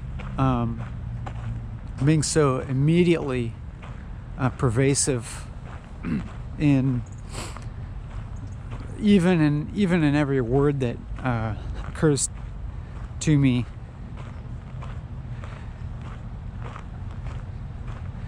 Feels like trying to erect a building out of blocks that keep slipping out of my hands. As in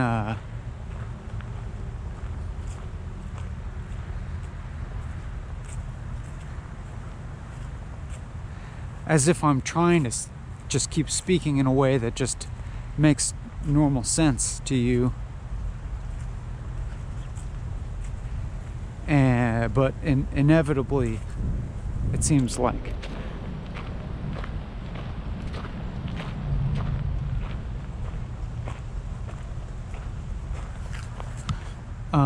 all of it kind of losing its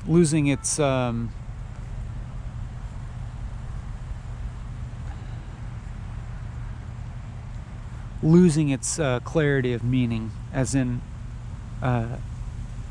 well, not that it necessarily had clarity of meaning, but like everything that all the words and sentences that I'm trying to construct feel increasingly porous or something in their meanings.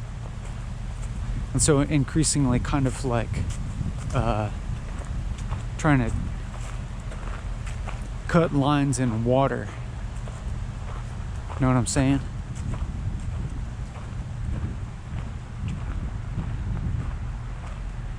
Or like the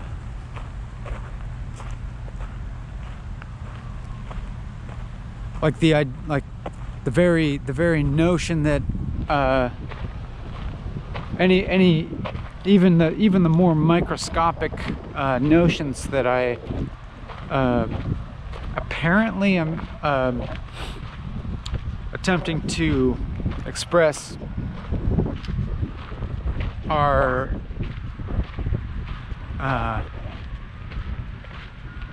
losing their solidity like as soon, really soon.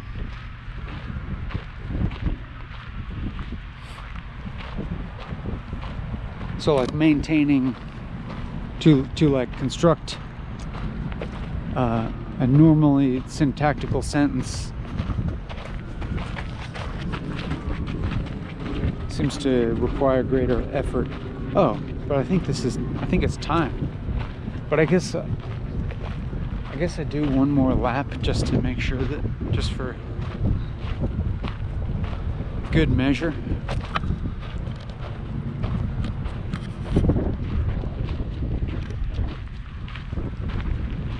Just to make sure that I'm indeed fulfilling the time requirement. See, this is normal. This is normal speaking. This is normal English.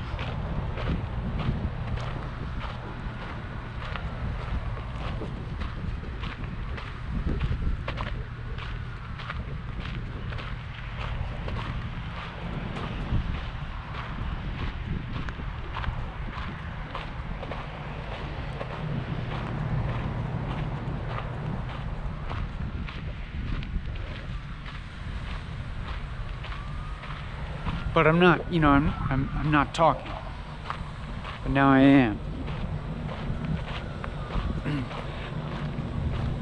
And there's difference apparent to me in that the way that I'm speaking seems increasingly dumb, just even in the construction of sentences.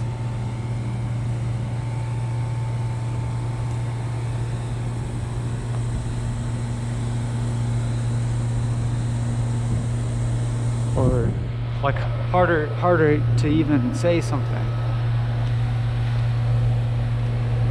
It seems like. But also there's a sameness in that even as everything that I am saying immediately reveals it's untrue. It's untruth. That's what's been taking place the entire time exactly. There's no difference.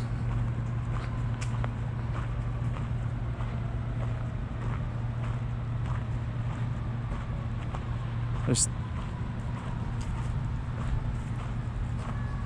hasn't been actually any change in some like level of intelligence or relevance or significance in what's being said or how it's being said.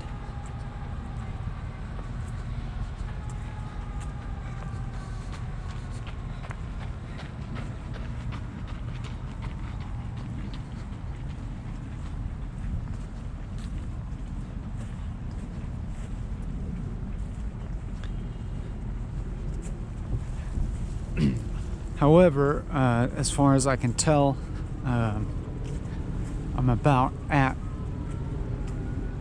the end of my self-imposed duration requirement for walking and talking.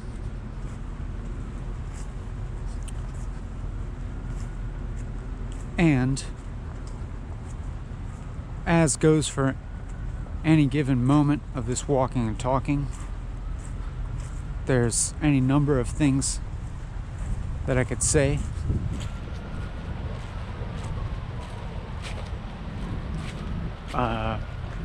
However, I think I will just